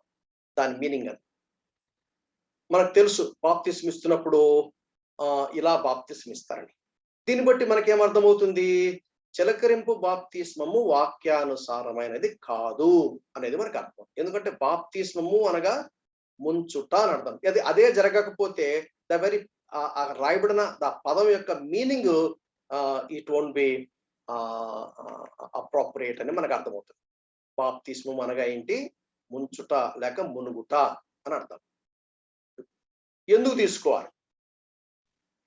అపోస్తలుల కార్యములు 10:48 యేసుక్రీస్తు నామమందు వారు బాప్తిస్మం పొందవలనని ఆజ్ఞాపించను. మనకు తెలుసు కొర్నేలి ఫ్యామిలీకి సువార్త అందించబడినప్పుడు అక్కడ అపోస్తలుడైన పేతురు చెప్పినటువంటి మాట, యేసుక్రీస్తు నామమందు వారు బాప్తిస్మం పొందవలనని ఆజ్ఞాపించను. It's a command. ఎందుకు తీసుకోవాలి? It is a command. Bible says do it, have taken. 1 యోహాను 3:4 ఏం చెప్తుంది? ఆజ్ఞ అతిక్రమమే పాపము. అది ఏదైనా కావచ్చు. సువార్త కూడా అంతే. మీరు సర్వలోకానికి వెళ్ళి సర్వసృష్టికి సువార్త చెప్పండి. It's a command. ఆ కమాండ్ ను మనం గనక డిజోబే చేసామనుకో అదే పాపం అంటే. అందుకనే మనం డాక్ట్రిన్ అండ్ సిన్ గురించి మనం నేర్చుకున్నప్పుడు చాలా విషయాలు చూస్తాం. ఏం చూసామంటే మనం విశ్వాసంలో ఎదిగొక్కులది the sensitivity of sin is more and more. Number 1, why should we take baptism? Because it's God's command. అపోస్తలుల కార్యములు 10:38. రెండవది లూకా 7:30, పరిసయ్యులను ధర్మశాస్త్రోపదేశకులను అతని చేత బాప్తీసం పొందక తమ విషయమైన దేవుని సంకల్పమును నిరాకరించిరి. అంటే వాళ్ళు పరిసయ్యులు ధర్మశాస్త్రోపదేశకులు బాప్తీసం తీసుకోవాలని దేవుడు సంకల్పించాడు. అంటే బాప్తీసం ఎందుకు తీసుకోవాలి? ఇట్ ఈస్ గాడ్స్, దేవుని యొక్క సంకల్పం. It is the council of God. మొదటిది దేవుని ఆజ్ఞ, రెండవది అది దేవుని సంకల్పము. మత్తయి సువార్త 3:15 ప్రభువైన యేసుక్రీస్తు వారు బాప్తిస్మిచ్చు యోహాన్ దగ్గరకు వచ్చి బాప్తిస్మం తీసుకోవడానికి వస్తే ఆయన ఏమన్నాడు తెలుసా? నువ్వు నాకు ఇవ్వాలి కానీ నేను నీకు బాప్తిస్మం ఇవ్వటమేంటి అన్నప్పుడు యేసుప్రభు ఏమన్నాడు? నీతి యావత్తు ఈలాగు నెరవేర్చుట మనకు తగి ఉన్నది, ఇప్పటికీ కానీ అన్నాడు. అంటే అర్థం ఏంటి? బాప్తిస్మం తీసుకోవడంలో మనం ఏం చెప్తున్నాము? దేవుని నీతిని నెరవేరుస్తున్నాము. 3 విషయాలు. ఎందుకు తీసుకోవాలి? It is God's command. Number 2, it is God's counsel, అది దేవుని యొక్క సంకల్పం. Number 3, to fulfil the righteousness of God. దేవుని వాక్యంలో ఈ 3 విషయాలు మనకు చెప్తుంది. ఎందుకు తీసుకోవాలి? దేవుని ఆజ్ఞ, అది దేవుని సంకల్పము, దేవుని నీతిని నెరవేర్చిన వాళ్ళం అవుతాం. రెండవ దానికి మనం జవాబు చెప్పాలి. మూడవది ఎవరు తీసుకోవాలి బాప్తిస్మము? అపోస్తలుల కార్యములు 18:8 ఏం చెప్తుందంటే, ఆ సమాజ మందిరపు అధికారి అయిన క్రిస్పు తన ఇంటి వారందరితో కూడా ప్రభునందు విశ్వాసముంచెను. మరియు కొరింథీయులు అనేకులు విని విశ్వసించి బాప్తిసం పొందారు. 3 వాటలు చూస్తున్నాం. ఏంటి? వాళ్ళు వినటం వల్ల, సువార్త వినటం వలన ఏం జరిగింది? విశ్వాసం పుట్టుకొచ్చింది. సువార్త వినాలి, వింటే విశ్వాసం పుట్టుకొస్తుంది. విశ్వాసం పుట్టుకొచ్చిన తర్వాత వాళ్ళు ఏం చేస్తారు? వాళ్ళు హృదయంలో విశ్వసిస్తారు, వారు నోటితో ఒప్పుకుంటారు. నోటితో ఏమని ఒప్పుకుంటారు? ముందు తమ పాపములు ఒప్పుకుంటారు. మొదటి పత్రిక 1:9. ఆ తర్వాత నోటితో యేసు ప్రభువును ఒప్పుకుంటారు. వారు రక్షించబడతారు. వినాలి, విశ్వసించాలి, రక్షించబడాలి, మార్మోన్స్ పొందాలి. అది పద్ధతి. రక్షించబడకుండా బాప్తిస్మం తీసుకోవడంలో ఉపయోగం లేదు. చాలా మంది, ఏమండి మీరు రక్షించబడ్డారా? Are you born again? మేము బాప్తిస్మం తీసుకున్నాం సార్, మా పాస్టర్, మా నాన్నగారు పాస్టర్ అండి, మా తాతగారు బిషప్ అండి, ఏమో చెప్తా ఉంటారు. ఎందుకంటే రోమన్ క్యాథలిక్ సిద్ధాంతంలో వర్క్స్ ప్లస్ చర్చ్ ఎఫర్ట్స్, లేక మనం ఏదైనా క్రియలు చేయాలి. రోమన్ క్యాథలిక్ సిద్ధాంతంలో ఏమిటంటే, నువ్వు బాప్తిసం తీసుకోవాలి, లేకపోతే నువ్వు రక్షణ పొందినట్టు కాదు. నువ్వు బాప్తిసం తీసుకోవటంలో రక్షణ పొందినట్టుగా వాళ్ళు నిర్ధారణ చేస్తారు, వాళ్ళు కన్ఫర్మ్ చేస్తారు వాళ్ళు. కానీ బైబిల్ స్పష్టంగా ఏం చెప్తుందంటే సువార్త వినాలి. యేసు ప్రభు నా కోసం శిలువలో మరణించినాడు, యేసు ప్రభు నాకు బదులుగా మరణించినాడు, నేను పాపం చేశాను, నాకు బదులుగా శిక్ష అనుభవించాడు, మరణాన్ని గెలిచి తిరిగి లేచాడు, నేను నమ్ముతున్నాను, నాకు కన్విక్షన్స్ కలిగినాయి, కాబట్టి నా పాపం ఒప్పుకుంటున్నాను, ఆ యేసయ్యను రక్షకుడుగా ప్రభుగా స్వీకరిస్తున్నాను. వినాలి, విశ్వసించాలి, బాప్తిసం పొందాలి. దీన్ని బట్టి చైల్డ్ బ్యాప్టిజం ఈజ్ అన్బిబ్లికల్ అని చెప్పొచ్చు. చైల్డ్ బ్యాప్టిజం ఈజ్ అన్బిబ్లికల్ అని చెప్పొచ్చు మనం. సో మనం 3 ప్రశ్నలు జవాబు చెప్తాం. బాప్తిసం అంటే ఏంటి? బాప్తిసం ఎందుకు తీసుకోవాలి? బాప్తిసం ఎవరు తీసుకోవాలి? బాప్తిసం ఎలా తీసుకోవాలి? అపోస్తలుల కార్యములు 8:38-39 ఫిలిప్పు నపుంసకుడు ఇద్దరును నీళ్లలోనికి దిగిరి, అంతటా ఫిలిప్పు అతనికి బాప్తిసం ఇచ్చను. వారు నీళ్లలో నుండి వెడలి వచ్చినప్పుడు, నీళ్లలోనికి దిగారు, నీళ్లలో నుంచి వెడలి వచ్చారు. నీళ్లలోనికి దిగారు, నీళ్ళలోంచి బయటకు వచ్చారు. అదే బాప్తిసం అంటే మీనింగ్. ఎలా తీసుకోవాలి? నీళ్లలోనికి దిగాలి, నీళ్లలో నుంచి బయటికి రావాలి. కొన్నిసార్లు పరిస్థితులను బట్టి ఏం చేస్తారంటే, నది ఉండదు, లేక చెరువు ఉండదు, లేక కొలను ఉండదు, అప్పుడు బ్యాప్టిజం ట్యాంక్ పెడతారు. లేక కొన్నిసార్లు మరీ నీటి కొరత ఉన్నప్పుడు ఒక డ్రమ్లో వాళ్ళు, అంటే one should be completely wet, అది ఇంపార్టెంట్. నీళ్ళలోనికి దిగిరి, నీళ్ళలో నుంచి వెడలో వచ్చారు. గ్రీక్ లో బ్యాప్టైజో అంటే మీనింగ్ ఏంటి? To dip into fully wet అని అర్థం. సో దీన్ని బట్టి స్ప్రింక్లింగ్ బ్యాప్టిజం ఈజ్ అన్బిబ్లికల్ అని మనకు అర్థమవుతుంది. 4వ ప్రశ్నగా జవాబు ఇచ్చాం. 5వది, బాప్తిసం ఎప్పుడు తీసుకోవాలి? ఎప్పుడు తీసుకోవాలి? అనగా ఏమిటి? ఎందుకు తీసుకోవాలి? ఎవరు తీసుకోవాలి? ఎలా తీసుకోవాలి? జవాబు చెప్పుకున్నాం. ఎప్పుడు తీసుకోవాలి? Good question. అపోస్తల కార్యంలో 8:36 వారు త్రోవలో వెళ్ళుచుండగా నీళ్లున్న ఒక చోటికి వచ్చినప్పుడు నపుంసకుడు, ఇదిగో నీళ్లు, నాకు బాప్తిస్మిచ్చుటకు ఆటంకమేమి అని రథమగి నిలిపెను. అప్పుడు ఫిలిప్పు ఒక ప్రశ్న వేశాడు. ఏం ప్రశ్న వేశాడు? 36వ వచనంలో, 37వ వచనంలో ఫిలిప్పు, నీవు పూర్ణ హృదయముతో విశ్వసించిన ఎడల పొందవచ్చును అని చెప్పాను. అప్పుడు అతడు ఏమన్నాడు? యేసు క్రీస్తు దేవుని కుమారుడని విశ్వసించుచున్నానని ఉత్తరం ఇచ్చాను. 38వ వచనము, ఫిలిప్పు నపుంసకుడు ఇద్దరును నీళ్ళలోనికి దిగి. ఎంత టైం పట్టింది? వెంటనే వెంటనే వెంటనే అంటే రక్షించబడిన వెంటనే ఆయన బాప్తిసం తీసుకున్నాడు. ఇది కేస్ స్టడీ నెంబర్ 1. 16వ అధ్యాయము 33వ వచనం గనక ఫిలిపియన్ జైలర్, అక్కడ మనకు తెలుసు ఏం జరిగిందో 16వ అధ్యాయంలో. అప్పుడు అయ్యా నా రక్షణ పొందడానికి మేము ఏం చేయాలి? ప్రభువుని యేసునందు విశ్వాసం ఉంచుము, అప్పుడు నీవును నీ ఇంటి వారును రక్షించబడతారు అని 31వ వచనంలో చెప్పాడు.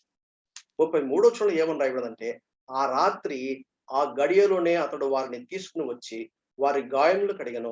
వెంటనే అతడును అతని ఇంటి వారందరూ బాప్తిస్మం పొందిరి. బాప్తిస్మం అంటే వెంటనే, పెద్ద టైం గ్యాప్ ఏం లేదు.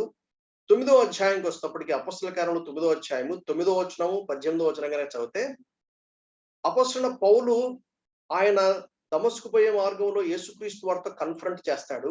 అయితే 3 దినాలు ఉపవాసం ఉండి ప్రార్థన చేసిన తర్వాత అననీయ వచ్చి ఆయన్ని దర్శించి అప్పుడు బాప్తిసం తీసుకున్నట్టుగా మనకు 18వ వచనం రాయబడింది. 3 దినాల తర్వాత, 3 దినములు చూపు లేక అన్నపానులు ఏమీ లేక ఉండను. 18వ వచనం, అతని కళ్ళ నుంచి పొరలు రాలగా దృష్టి కలిగి లేచి బాప్తిసం పొందాను. అంటే పౌలు బాప్తిసం తీసుకోవడానికి 3 రోజులు టైం పట్టింది. కానీ ఫిలిప్పుకు మాత్రం అలా జరగలేదు. అలాగే 16వ అధ్యాయంలో జైలర్ అలా జరగలేదు. ఈయనకు మాత్రం 3 రోజులు పట్టింది. సో కాబట్టి ఎగ్జాక్ట్లీ వెంటనే అని చెప్పడానికి అవసరం లేదు. అయితే ఇక్కడ ఒక పాయింట్ రాశాను. ఏమిటంటే, మామూలుగా ఏం చేస్తారంటే మారు మనసుకు తగిన ఫలములు గురించినటువంటి వివరణ తీసుకోవడానికి ప్రయత్నం చేస్తారు. ఎందుకంటే కొన్నిసార్లు నిజంగా రక్షించబడ్డారా లేదా అంటానికి మారు మనసు తగిన సూచనలు అడుగుతారు. అంటే ఒక వ్యక్తి నిజంగా రక్షణ పొందినట్లుగా కొన్ని సూచనలు కనుక దొరకకపోతే సర్వసాధారణంగా బాప్తిసం ఇవ్వడానికి ఇష్టపడరు. అంటే నువ్వు రక్షించ పొందినట్టు నీకు ఎలా తెలుసు? ఒక అప్లికేషన్ ఫామ్ ఉంటుంది, అది ఫిలప్ చేయాలి. అది చాలా కఠినంగా ఉంటుంది. నీకెలా తెలుసు? నీకెలా తెలుసు అని కూర్చి అడుగుతారు. దాంట్లో వివరాలను అడుగుతారు. సో కాబట్టి సర్వసాధారణంగా ఒక బాప్తిసం ఇచ్చే వాళ్ళు ఏం చేస్తారంటే పరీక్షిస్తారు. ఆయన చెప్పే మాటలు జెన్యున్ గా చెప్తున్నారా లేదా? లేకపోతే పెళ్లి కోసం క్రైస్తవుడు అయితే గవర్నమెంట్ దృష్టిలో బాప్టిజం సర్టిఫికేట్ ఉండాలి. బాప్టిజం సర్టిఫికేట్ లేకుండా కనుక మ్యారేజ్ చేస్తే అది అరెస్ట్ చేయొచ్చు. ఎందుకంటే అది చట్టం. చట్టం ఏం చెప్తుందంటే నువ్వు క్రైస్తవుడు అయితే where is the baptism certificate? అందుకనే పాస్టర్ గారు ఏమంటారు? నీ బాప్టిజం సర్టిఫికేట్ తీసుకురా అంటారు. కాబట్టి మ్యారేజ్ కోసం ఏం చేస్తారంటే బాప్తిస్మం తీసుకుంటారు. ఆ బాప్తిస్మం చల్లదు. నిజంగా కొన్ని సంఘాలు ఏం చేస్తారంటే నువ్వు నిజంగా రక్షించబడ్డావా లేదా అని పరీక్షించి వాళ్ళు కన్ఫర్మ్ అయితే తప్ప వాళ్ళు బాప్తిస్మం ఇవ్వరు. కాబట్టి ఎప్పుడు బాప్తిసం తీసుకోవాలి? If you are genuinely born again. కొంతమంది ఏం చేస్తారంటే రక్షించబడిన తర్వాత కూడా, ప్రభువా నన్ను బాప్తిసం తీసుకోమంటావా? ప్రభువా నన్ను బాప్తిసం తీసుకోమంటావా? కొంతమంది, నేను ప్రేయర్ చేస్తున్నా బ్రదర్, నువ్వు ప్రేయర్ చేయక్కర్లేదు. నేనేమంటానంటే, ఏంటి బాప్టిజం అంటే? ఒక పల్లెటూరు వాడు కూడా అర్థం చేసుకున్నట్టుగా చెప్పాలంటే, బాప్టిజం అంటే అర్థం ఏదంటే చచ్చినోడిని పాతి పెట్టడమే. బాప్తిసం అంటే చచ్చినోడిని పాతి పెట్టడమే. బతికులని పాతి పెట్టకూడదు. మళ్ళా చచ్చినోడిని పాతి పెడతా అంటే నేను పాపను గురించి, నేను లోకాన్ని గురించి నేను చచ్చిపోయి ఉన్నాను. ఎప్పుడు చచ్చిపోయినాను? క్రీస్తు శిలువలో మరణించినప్పుడు నేను నా ప్రాచీన పురుషుడు పాతి పెట్టబడ్డాడు. ఆయనతో పాటు నేను సిలువబడ్డాను, ఆయనతో పాటు పాతి పెట్టబడ్డాను, ఆయనతో పాటు తిరిగి లేచాను. అది సిగ్నిఫికెన్స్. ఏంటి బాప్టిజం యొక్క ముఖ్య ఉద్దేశం ఏంటి? రోమాపత్రిక 6వ అధ్యాయము 3, 4, 5 వచనాలు మనం చూస్తాం. క్రీస్తు యేసు లోనికి బాప్తిసం పొందిన మనమందరము ఆయన మరణము లోనికి బాప్తిసం పొందుతుమని మీరు ఎరుగరా? రిటారిక్ క్వశ్చన్ అది. ఎరుగుదుము.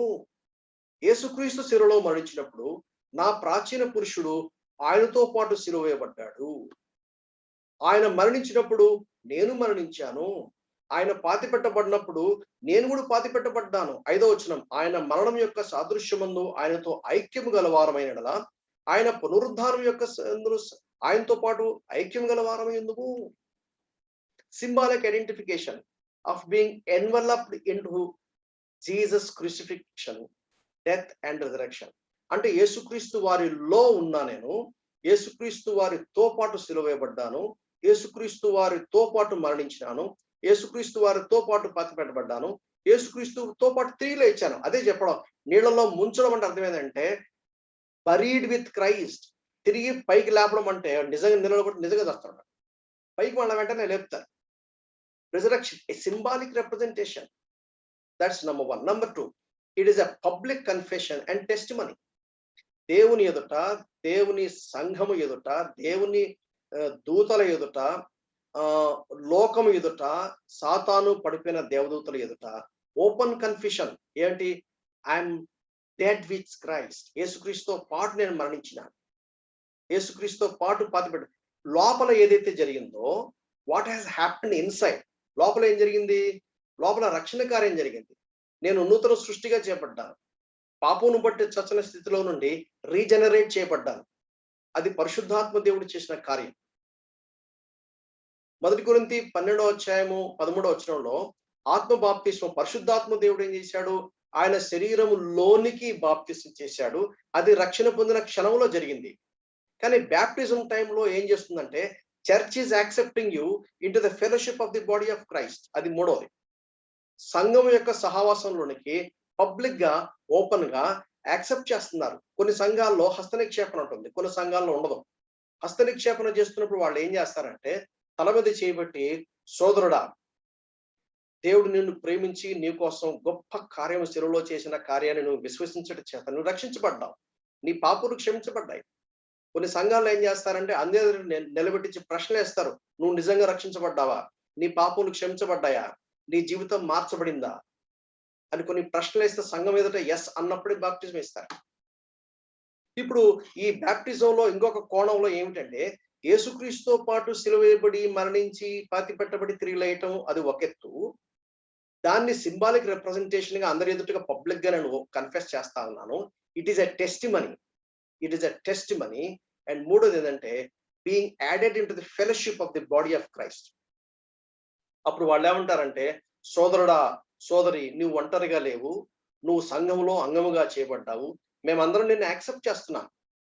Here afterwards you are part and parcel of the local church and you are part and parcel of the universal church అని ఆ తల మీద చేయబెట్టి, సంఘం అంతా చేయబెట్టలేరు కాబట్టి సంఘపక్షంగా 2-3 తలబెట్టి తల మీద చేయబెట్టి ఏం చేస్తారంటే హస్త నిక్షేపణ చేస్తారు. కొంతమంది దాన్ని అంగీకరించారు. Whatever it may be, the significance ఏంటిదంటే died with Christ, buried with Christ, rose again with Christ. It is a testimony and it is a public acceptance of church.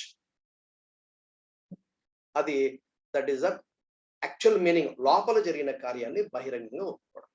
Baptism formula మనకు తెలుసు, మత్తయి సువార్త 28:19. కాబట్టి మీరు వెళ్ళి సమస్త జనులను శిష్యులుగా చేయుడి, తండ్రి యొక్కయు, కుమారుని యొక్కయు, పరిశుద్ధాత్మ యొక్కయు నామములోనికి, నామములలోనికి కాదు, ప్లూరల్ కాదు, అక్కడ సింగులర్, నామములోనికి అంటే త్రిత్వమైన దేవుడు. మీకు దాని గురించి మనం డాక్ట్రిన్ ఆన్ ట్రినిటీ గురించి మనం నేర్చుకున్నప్పుడు చాలా స్పష్టంగా ఏం చూసామంటే, wherever and whenever there is an important aspect of salvation గాని anything pertaining to that work ఉన్నప్పుడు all triune God is involved there. కాబట్టి బాప్టిజం ఫార్ములా కూడా ఏం చెప్తామంటే తండ్రి అయిన దేవుని యొక్కయు, కుమారుడైన దేవుని యొక్కయు, పరిశుద్ధాత్మ దేవుని యొక్క నామములోనికి బాప్తిస్మిచ్చుచున్నాము అని చెప్పి నీట ముంచడం జరుగుతుంది. అది బాప్టిజం ఫార్ములా. ఇవి రెండు, these two are two baptism. Significance అపోస్తల కార్యములు 1వ అధ్యాయం 5వ వచనం, యోహాను నీళ్లలో బాప్తిస్మం ఇచ్చెను, కానీ కొద్ది దినములలో మీరు పరిశుద్ధాత్మలో బాప్తిస్మం పొందుదురను. దీని గురించి వివరణ డాక్ట్రిన్ ఆన్ హోలీ స్పిరిట్ గురించి బాగా వివరంగా చూశాను. ఒకసారి మీకు జ్ఞాపకం చేస్తున్నాను, ఎందుకంటే బాప్టిజం అనే పాయింట్ వచ్చింది కాబట్టి. Promise of the Holy Spirit is with respect to the great commission. అపోస్తల కార్యంలో మనం చూసాం. అపోస్తల కార్యంలో పరిశుద్ధాత్మ దేవుడు 2వ అధ్యాయంలో ఒక ఆది సంఘాన్ని ప్రారంభించడానికి పరిశుద్ధాత్మ దేవుడు వస్తూ పరిశుద్ధాత్మ దేవుడు వరంగా వారికి అనుగ్రహించబడినప్పుడు what is the basic necessity అంటే great commission. That's a basic important aspect మనం మర్చిపోకూడదు. Promise of the Holy Spirit is with respect to the great commission. ఆత్మ బాప్తిసం గురించి మనం చూసాం.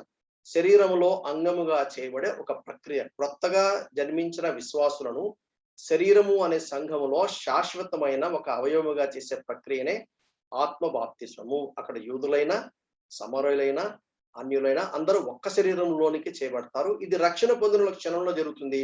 ఇది రిపీట్ అవ్వదు. దానికి బేస్ ఏంటి? 1 కొరింథీ 12:13. యూదులైనను, గ్రీసు దేశస్థులైనను, దాసులైనను, స్వతంత్రులైనను మనమందరము ఒక్క శరీరంలోనికి ఒక్క ఆత్మ నుండే బాప్తిసం పొందాం. మత్తయి 3:11 ఆయన పరిశుద్ధాత్మలోను అగ్నిలోను మీకు బాప్తిసం ఇస్తాడు. He shall baptise you with the Holy Ghost and with fire. 3 రకాల బ్యాప్టిజం గురించి మనం చూసాం. దీని గురించి ఆల్రెడీ ఇదివరకు చూసాం. ఒకసారి మీకు జ్ఞాపకం చేస్తాను. ఒకటేంటి? వాటర్స్ బ్యాప్టిజం ఏం చెప్తుంది? Unity with Christ, unity with the church. క్రీస్తులో ఐక్యత, సంఘములో ఐక్యత. తర్వాత spirit baptism, that is unity with the body of Christ. మూడవది fire baptism, that is judgement of unbelievers. Judgment of unbelievers. This is what the Bible says, and this is what we believe. This is what waters baptism, unity with Christ. Spirit baptism, unity with the body of Christ. Fire baptism, judgment of unbelievers. Judgment of unbelievers. So that is about the church ordinances. Manaku time నాకు కొద్దిగా ఉంది కనుక నేను I will go head. I will not stop here. ఎందుకంటే మిగిలిన 2 కూడా ఇవాళ అవగొట్టేయాలి. నాకు టైం లేదు. నేను త్వరగా నేను ఇవాళ కొంచెం క్లాస్ కొంచెం ఎక్స్టెండ్ అయినా కానీ దయచేసి మీరు ఓపిక పట్టాలి. 6వది the church discipline. It is also very important. చాలా మంది దీన్ని పట్టించుకోరు. కాబట్టి ప్రతి ఒక్కరూ ఖచ్చితంగా ఈ వాక్య సత్యాన్ని గ్రహించాలి. ద చర్చ్ డిసిప్లిన్ ఏంటి? చర్చ్ డిసిప్లిన్ అంటే ఇది కొంచెం నేను వేగంగా చెప్పడానికి ప్రయత్నం చేస్తాను నాకున్న టైం బట్టి. ఎందుకంటే ఇంకా నాకు 2 ఇంపార్టెంట్ డాక్ట్రిన్స్ ఉన్నాయి. వాటి గురించి కూడా హ్యాండిల్ చేయాలి. 4 విషయాలు నేర్చుకుంటాను. సంఘ క్రమశిక్షణ అంటే ఏంటి? నంబర్ 1. నంబర్ 2, సంఘ క్రమశిక్షణ ఎందుకు అవసరం? నంబర్ 3, సంఘ క్రమశిక్షణ ఎప్పుడు అవసరం? నంబర్ 4, సంఘ క్రమశిక్షణ ఎలా ప్రయోగించాలి? నంబర్ 5, సంఘ క్రమశిక్షణలో తీసుకోవాల్సిన జాగ్రత్తలు ఏంటి? ఈ 5 ప్రశ్నలు వేసినప్పుడు మనకు క్యూఏ సెషన్ కూడా అవసరం లేకుండా మనకు స్పష్టంగా ఒక తేటగా దేవునికి సత్యం మనకు అర్థమవుతుంది. What is the church discipline? సంఘములో పాపము చేసిన సంఘ సభ్యుని యొక్క తెలిసిన పాపమును పరిష్కరించడానికి సంఘ సభ్యుని శిక్షించి క్రమపరిచి దేవునితో మరియు మనుషులతో సహవాసమును సమకూర్చే ఉద్దేశం కొరకు చేసే ప్రక్రియనే సంఘ క్రమశిక్షణ. నేను చాలా జాగ్రత్తగా ప్రయత్నం చేసి రాసినటువంటి స్టేట్మెంట్ ఇది. ఏంటి సంఘ క్రమశిక్షణ? సంఘంలో ఎవరన్నా పాపం చేస్తే మనకెందుకండి, దేవుడు చూసుకుంటాడు లేండి అని వదిలేయడానికి వీలు లేదు అని బైబిల్ చెప్తుంది. ఇంకా కొంచెం ముందుకెళ్తే దాని గురించిన వివరణ మనకు తెలుస్తుంది. సంఘంలో పాపము చేసిన సంఘ సభ్యుని యొక్క తెలిసిన పాపమును పరిష్కరించడానికి సంఘ సభ్యుని శిక్షించి క్రమపరిచి దేవునితో మరియు మనుషులతో సహవాసమును సమకూర్చే ఉద్దేశం కొరకు చేసే ప్రక్రియ సంఘ క్రమశిక్షణ. మీరు ఒక ప్రశ్న ఏమండి, సంఘానికి ఇంత అధికారం ఉందా? ఎస్. 5వ అధ్యాయం మనం చూసాం. అననీయ అపోస్తలుడైన పేతురు వేసినటువంటి ప్రశ్నకి మోసం చేయడానికి ప్రయత్నం చేశాడు. అక్కడే కుప్పకులు చచ్చిపోయాడు. బైబిల్ ఏం చెప్తుందంటే యవనస్తులు వచ్చి ఏం చేశారంట, ఈ అననీయాన్ని తీసుకెళ్లి పాతి పెట్టారట. అక్కడ విచిత్రమైన మాట ఒకటి మనం చూస్తాం అపోస్తల కార్యంలో. నేను చదువుతాను అన్నమాట, ఎందుకంటే మీకు అర్థం కావాలి. లేకపోతే మీరు ఈ స్టేట్మెంట్ మీరు యాక్సెప్ట్ చేయరు. 5వ అధ్యాయం నేను చదువుతాను చూడండి. 4వ వచనం. అది నీ యొద్ద ఉన్నప్పుడు నీదే కదా, అమ్మిన పిమ్మట అది నీ వశమై ఉండలేదా? ఎందుకు ఈ సంగతిని హృదయంలో ఉద్దేశించుకుని ఉన్నావు? నువ్వు మనుషులతో కాదు దేవునితోనే అబద్ధం ఆడుతావని వానితో చెప్పాను. అననీయ ఈ మాటలు వినుచునే పడి ప్రాణం విడువగా వినిన వారికి అందరికీ మిగిలిన భయం కలిగను. అప్పుడు పడుచువారు లేచి వారిని బట్టతో చుట్టి మోసుకొని పోయి పాతిపెట్టిరి. ఓకే, ఇంత మటుకు బాగుంది. ఇటువంటి యవనస్తులు సంఘంలో ఉంటే చాలా బాగుంది. యవనస్తుల సంఘంలో ఏం చేయాలా? చచ్చినోళ్ళని తీసుకెళ్ళి పాతిపెట్టాలా. అయితే ఇప్పుడు చచ్చినోళ్ళని మందిరంలో బాక్సుల్లో లేకపోతే డిఫరెంట్ కంపార్ట్మెంట్లు చేసి మందిరంలో పెడుతున్నారు. అందుకని కుళ్ళు వాసన పెడతా ఉంది. 7వ వచనం. ఇంచుమించు 3 గంటల సేపటికి వాని భార్య జరిగినది ఎరుగక లోపలికి వచ్చాను. అరే ఇదేంటిది ఇది? అంటే భర్త చచ్చిపోతే భార్యకు తెలియకుండా కూడా పాతి పెడతారా? సంఘానికి అంత అధికారం ఉందా? That's what my Bible says. కానీ మనకు సంఘం యొక్క విలువ, సంఘం యొక్క ప్రాముఖ్యత, సంఘం యొక్క మన జీవితంలో సంఘానికి ఉన్న స్థానం గురించిన అవగాహన మనకు లేదు కాబట్టి మనం చాలా లైట్ గా బిహేవ్ చేస్తాం. బైబిల్ ఏం చెప్తుందంటే జరుగునది ఎరుగక వాని భార్య లోపలికి వచ్చింది. అంటే భార్యకు తెలియకుండానే భర్తను పాతి పెట్టేశారండి. అంటే కడచూపు చూసుకోవాలి కదా, అట్లా చేస్తారండి? చేశారు మరి బైబిల్లో. అందుకనే సంఘములో పాపము చేసిన సంఘ సభ్యుని యొక్క తెలిసిన పాపమును పరిష్కరించడానికి సంఘ సభ్యుని శిక్షించి క్రమపరిచి దేవునితో మరియు మనుషులతో సహవాసమును సమకూర్చే ఉద్దేశం. ఎందుకంటే పాపం చేస్తే దేవునితో సహవాసం పోతుంది, పాపం చేస్తే మనుషులతో సహవాసం పోతుంది. ఇదివరకు మనం ఆల్రెడీ చూసాం. ఫెలోషిప్ అనేది విశ్వాసులతో జరుగుతుంది. ఫెలోషిప్ అనేది క్రైస్ట్ సెంటర్డ్ గా ఉండాలి.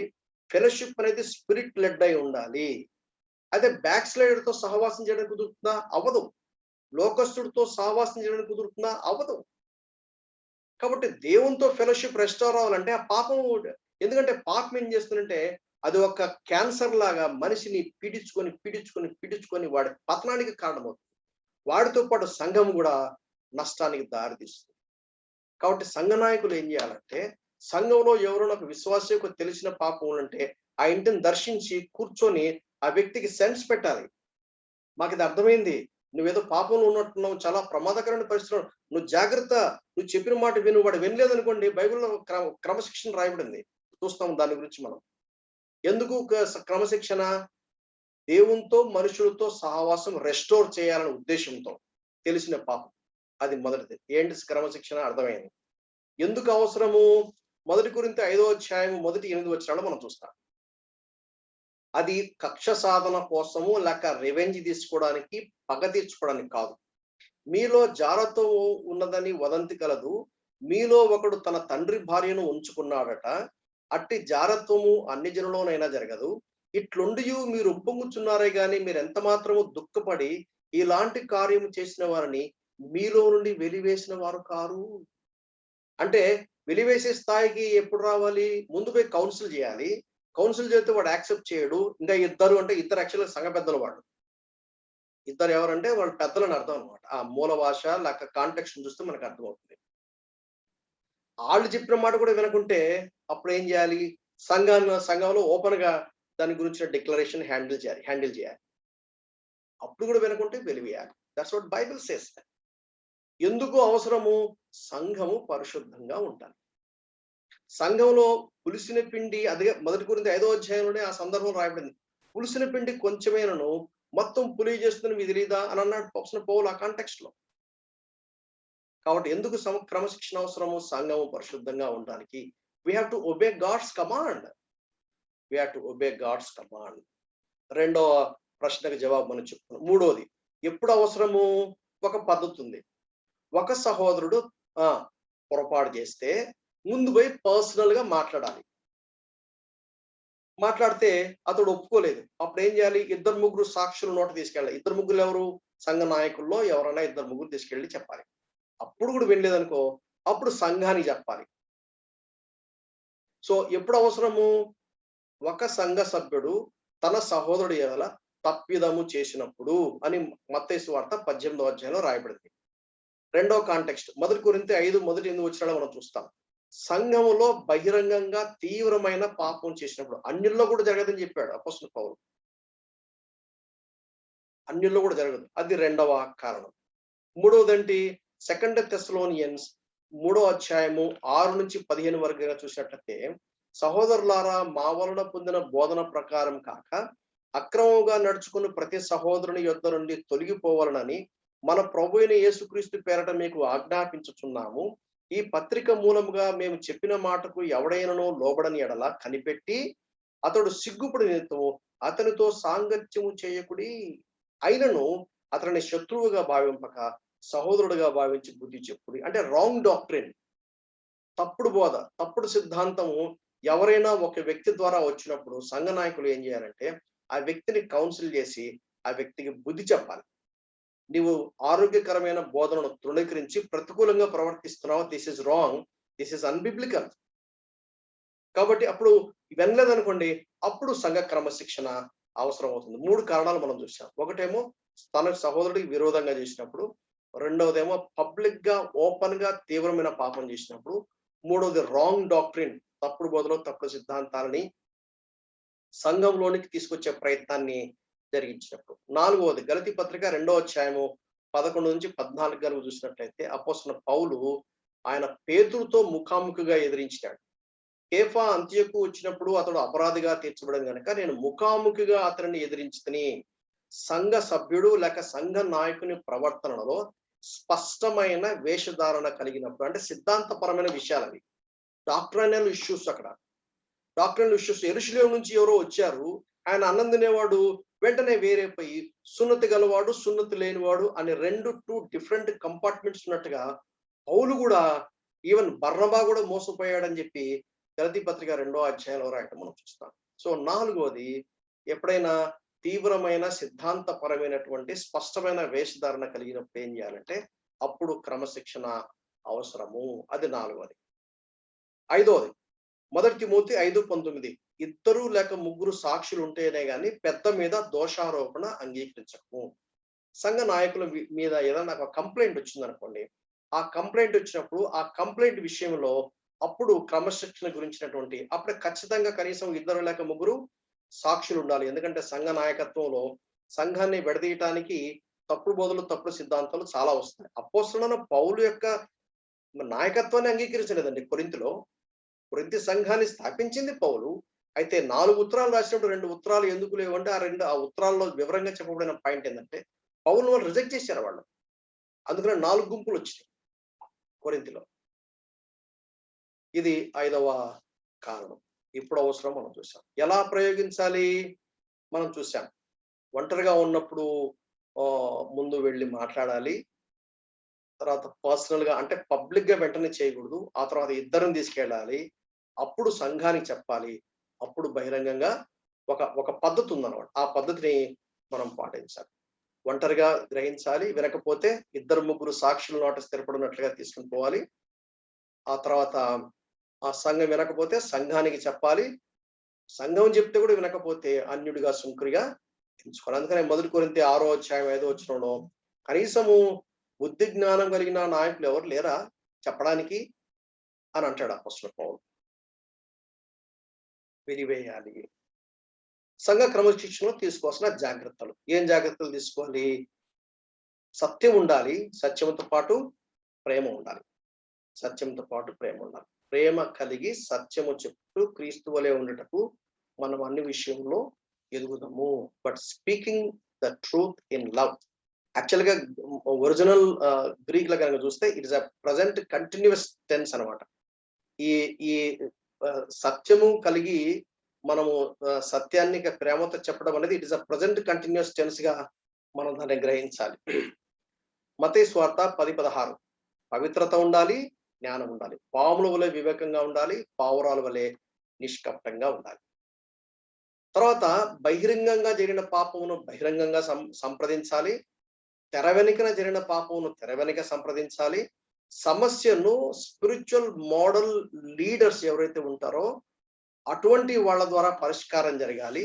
కొన్నిసార్లు పరిష్కరించడానికి కొంత సమయం తీసుకోవాలి. కొన్నిసార్లు సిద్ధాంతాల కంటే వ్యక్తులు ముఖ్యము. వ్యక్తులను పోగొట్టుకోకుండా వ్యక్తులను సంపాదించుకోవడానికి ప్రయత్నం చేయాలి. ఒక బార్డర్ లైన్ దాటిన తర్వాత అది కూడా మనం వేరు చేయడానికి వీల్లేదు. ఈ జాగ్రత్తలు తీసుకుంటే చాలా మంచిది.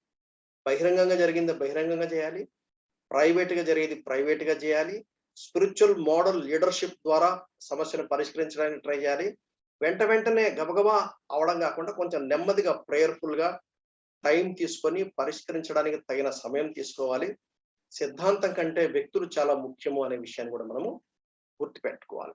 So this is about church discipline. తర్వాత మనము చర్చ్ లీడర్షిప్ గురించి మనం మాట్లాడుకుందాం. చర్చ్ లీడర్షిప్, దీంతో అట్లీస్ట్ నాకు ఈ డాక్టర్ని అయిపోతుంది. తర్వాత కావాలంటే మనం క్యూఏ సెషన్ దీని గురించి మనం ఎక్కువసేపు మనం డిస్కస్ చేసుకోవచ్చు. It's very important, everybody should know it. ఎందుకంటే వీటి గురించిన వివరణ సర్వసాధారణంగా బయట మీకు ఎక్కడ దొరకదు. 20వ జాగ్రత్తగా వినండి, ఇది కొంచెం కేర్ఫుల్ గా వింటే కానీ మీకు అర్థం కాదు. ఎందుకంటే దీని గురించినటువంటి భేదాభిప్రాయాలు లేక అభిప్రాయ భేదాలు చాలా ఉన్నాయి. అపోస్తలుల కార్యంలో 20వ అధ్యాయం 17వ వచనం, అతడు మిలేతు నుండి ఎఫెసునకు వర్తమానం పంపి సంఘపు పెద్దలను పిలిపించెను. అక్కడ పెద్దలు అని రాయబడింది కదా, అక్కడ ప్లూరల్. ఈ న్యూ టెస్ట్మెంట్ లో ఎక్కడెక్కడైతే ఎల్డర్స్ లీడర్షిప్ గురించి మాట్లాడబడిందో అక్కడ ప్లూరలే రాయబడింది. ఎక్కడ కూడా సింగులర్ గా రాయబడినట్టుగా నాకు తగలలేదు. ప్లూరల్, ప్రతిసారి పెద్దలు పెద్దలు పెద్ద అంటే అపోస్తలుడైన పేతురు చెప్పినప్పుడు సంఘ పెద్దనైనా నేను అని అన్నాడు, కానీ ఇన్స్ట్రక్షన్ గురించి వచ్చినప్పుడు ఎప్పుడు ప్లూరలే మనకు కనపడుతుంది. అది గ్రీక్ భాషలో ప్రెస్బూటెరోస్ అని రాయబడింది. ప్రెస్బూటెరోస్. తర్వాత 20-28, దేవుడు తన స్వరక్తం ఇచ్చి సంపాదించిన, అంటే ఇదే కాంటెక్స్ట్. 20వ అధ్యాయంలో 17వ వచనం నుంచి మాట్లాడుతూ ఈ పెద్దలను పిలిపించాడు.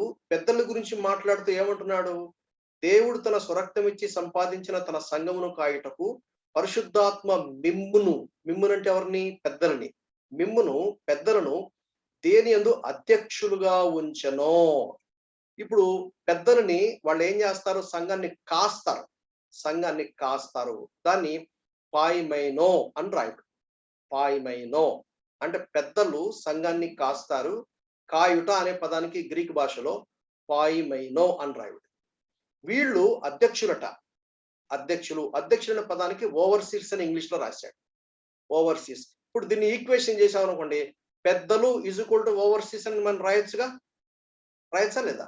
అలాగే దీన్ని అధ్యక్షుడు అనే పదానికి గ్రీక్ భాషలో ఎపిస్కోపోస్. ఈ పదాలు మీరు బాగా గుర్తుపెట్టుకోండి. ఇక్కడ ఎల్డర్స్ అనే పదాన్ని అధ్యక్షులు అని అన్నాడు. ఇదే కాంటెక్స్ట్ వీళ్ళని ఉద్దేశించే మాట్లాడుతున్నాడు. వీళ్ళు ఏం చేయాలంటే వీళ్ళు కాయాలి. పెద్దలు ఈజ్ ఈక్వల్ టు అధ్యక్షులు. టైటస్ 1:5, నేను నీకు ఆజ్ఞాపించిన ప్రకారం నీవు లోపముగా ఉన్న వాటిని దిద్ది ప్రతి పట్టణంలోనూ పెద్దలను నియమించుటకు, ప్లూరల్, పెద్దలను నియమించిన నిమిత్తమే నేను క్రేతులో నిన్ను విడిచి వచ్చితిని. పెద్దలు, ఇట్ ఇస్ అ ప్లూరల్. అదే తీతుకు 1:7లో సేమ్ కాంటెక్స్ట్ కంటిన్యూ చేస్తున్నాడు. ఎందుకనగా అధ్యక్షుడు అంటే ఎవరు? పెద్దలు. అధ్యక్షుడు దేవుని గృహ నిర్వాహకుని వలె నిందారహితుడై ఉండవలను. అతడు స్వేచ్ఛాపరుడును, ముక్కుపియు, మద్యపానియు, కొట్టువాడును, దుర్లాభను అపేక్షించువాడును వగేరా ఉంది. ఇక్కడ పెద్దలు అంటే ప్రెస్బూటెరోస్, ఇదివరకు రాసిన పదమే, ఏం తేడా లేదు. అధ్యక్షుడు అంటే ఇక్కడ ఇంగ్లీష్ లో బిషప్ అన్నాడు. అంటే పెద్దలు ఈజ్ ఈక్వల్ టు అధ్యక్షులు, పెద్దలు ఈజ్ ఈక్వల్ టు బిషప్. ఎపిస్కోపోస్, elders is equal to bishop. That's what Bible says. పెద్దలు అనగా అధ్యక్షులు, సేమ్ ఇంగ్లీష్ లో బిషప్ అని రాయడు. పెద్దలు ఈజ్ ఈక్వల్ టు అధ్యక్షులు. ఇదివరకు కూడా అధ్యక్షులే రాశారు. అధ్యక్షులు అంటే ముందు ఉండేవాళ్ళు, ముందు నడిపించేవాళ్ళు, లీడ్ చేసేవాళ్ళు, ఫోర్ ఫ్రంట్ ఉండేవాళ్ళు, బాధ్యత తీసుకునేవాళ్ళు అనే మీనింగ్ మనకు వస్తుంది. 1 పేతురు 5:1, తోటి పెద్దను. ఎవరు అపోస్తలుడైన పేతురు? అపోస్తలుడు. ఆయన అపోస్తలుడు ఏమంటున్నాడు? తోటి పెద్దను అని అంటున్నాడు. తోటి పెద్దను అంటే ఏజ్ని బట్టి పెద్దను అంటున్నాడా? నో, ఏజ్ని బట్టి పెద్దనలా.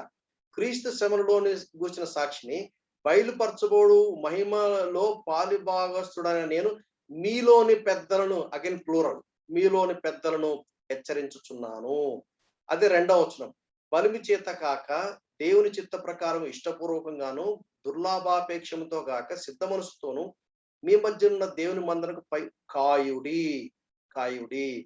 అంటే సేమ్ మీనింగ్, అంటే షెపర్డ్ ఇంగ్లీష్ లో. కాయుడి అంటే షెపర్డ్. పెద్దలు ఏమంటున్నాడు? కాయుడు అంటున్నాడు. అంటే పెద్దలు ఎవరు? షెపర్డ్స్. పెద్దలంటే ఎవరు? షెపర్డ్స్. అది పాయిమేనో సేమ్ ఇదివరకు మనం చూసిన సేమ్ అదే గ్రీక్ వర్డ్ అనమాట. అపోస్తల కార్యం 20వ అధ్యాయంలో రాయబడిన మాట. వాళ్ళు కాయాలి. కాయాలి అంటే to tend as a sheep they are shepherds. పెద్దలు ఎవరు? They are shepherds of the church. English లో ఎల్డర్ అంటే not all apostles are elders, but not all elders are apostles. అది గుర్తుపెట్టుకోండి. అపోస్తలులు ఎవరు? 12 మందే. ఒక మినహాయింపు అపోస్తలుడైన పేతురుకు. బట్ అపోస్తలత్వం అనేది అక్కడతో ఆగిపోయిందనే విషయాన్ని కూడా మనం చాలా gifts of the Holy Spirit విషయంలో మనం చర్చించుకున్నాం. Elders is equal to shepherds. Elders is equal to shepherds. పెద్దలు అనగా కాపర్లు. 28 సంఘమును కాయుటకు. ఎఫెసీ 4:13లో ఆయన కొందరిని అపోస్తలులు గాను, కొందరిని ప్రవక్తలు గాను, కొందరిని సువార్థికులు గాను, కొందరిని కాపరులు గాను ఉపదేశకులు గాను కాయుటకు పాయిమేనో. ఇక్కడ ఇంగ్లీష్ లో పాస్టర్స్ అన్నాడు, తెలుగులో కాపర్లు అన్నాడు. తెలుగులో కాపర్లను. పాయిమేనో అంటే షెపర్డ్. అంటే ఇప్పుడు పాస్టర్స్ ఎవరు? అపోస్తలులు అంటే పెద్ద అన్నాడు, పెద్దలు, అధ్యక్షులు, కాపర్లు. ఎందుకు మీకు ఇంత వివరంగా చెప్పాల్సి వచ్చిందంటే, ఈ దినాల్లో యాక్చువల్గా అయితే మార్టిన్ లూథర్ ద్వారా గొప్ప రివైవల్ వచ్చింది. రివైవల్ వచ్చి తెర చిరిగిపోయిన తర్వాత పరిశుద్ధ స్థలంలో నుంచి అతి పరిశుద్ధ స్థలంలోనికి యేసుక్రీస్తు ద్వారా మనకు ప్రవేశం ఉంది, మధ్యవర్తి ఎవరు లేరు అని చెప్పారు. కానీ ఇప్పుడు ఈ దినాలు ఏమంటున్నారంటే, మేము స్పెషల్లీ అనాయింటెడ్, మేము మాత్రమే కాపర్లుగా ఉండాలి, పెద్దలు వాళ్ళకి సంబంధం లేదు అని దూరం పెడుతున్నారు.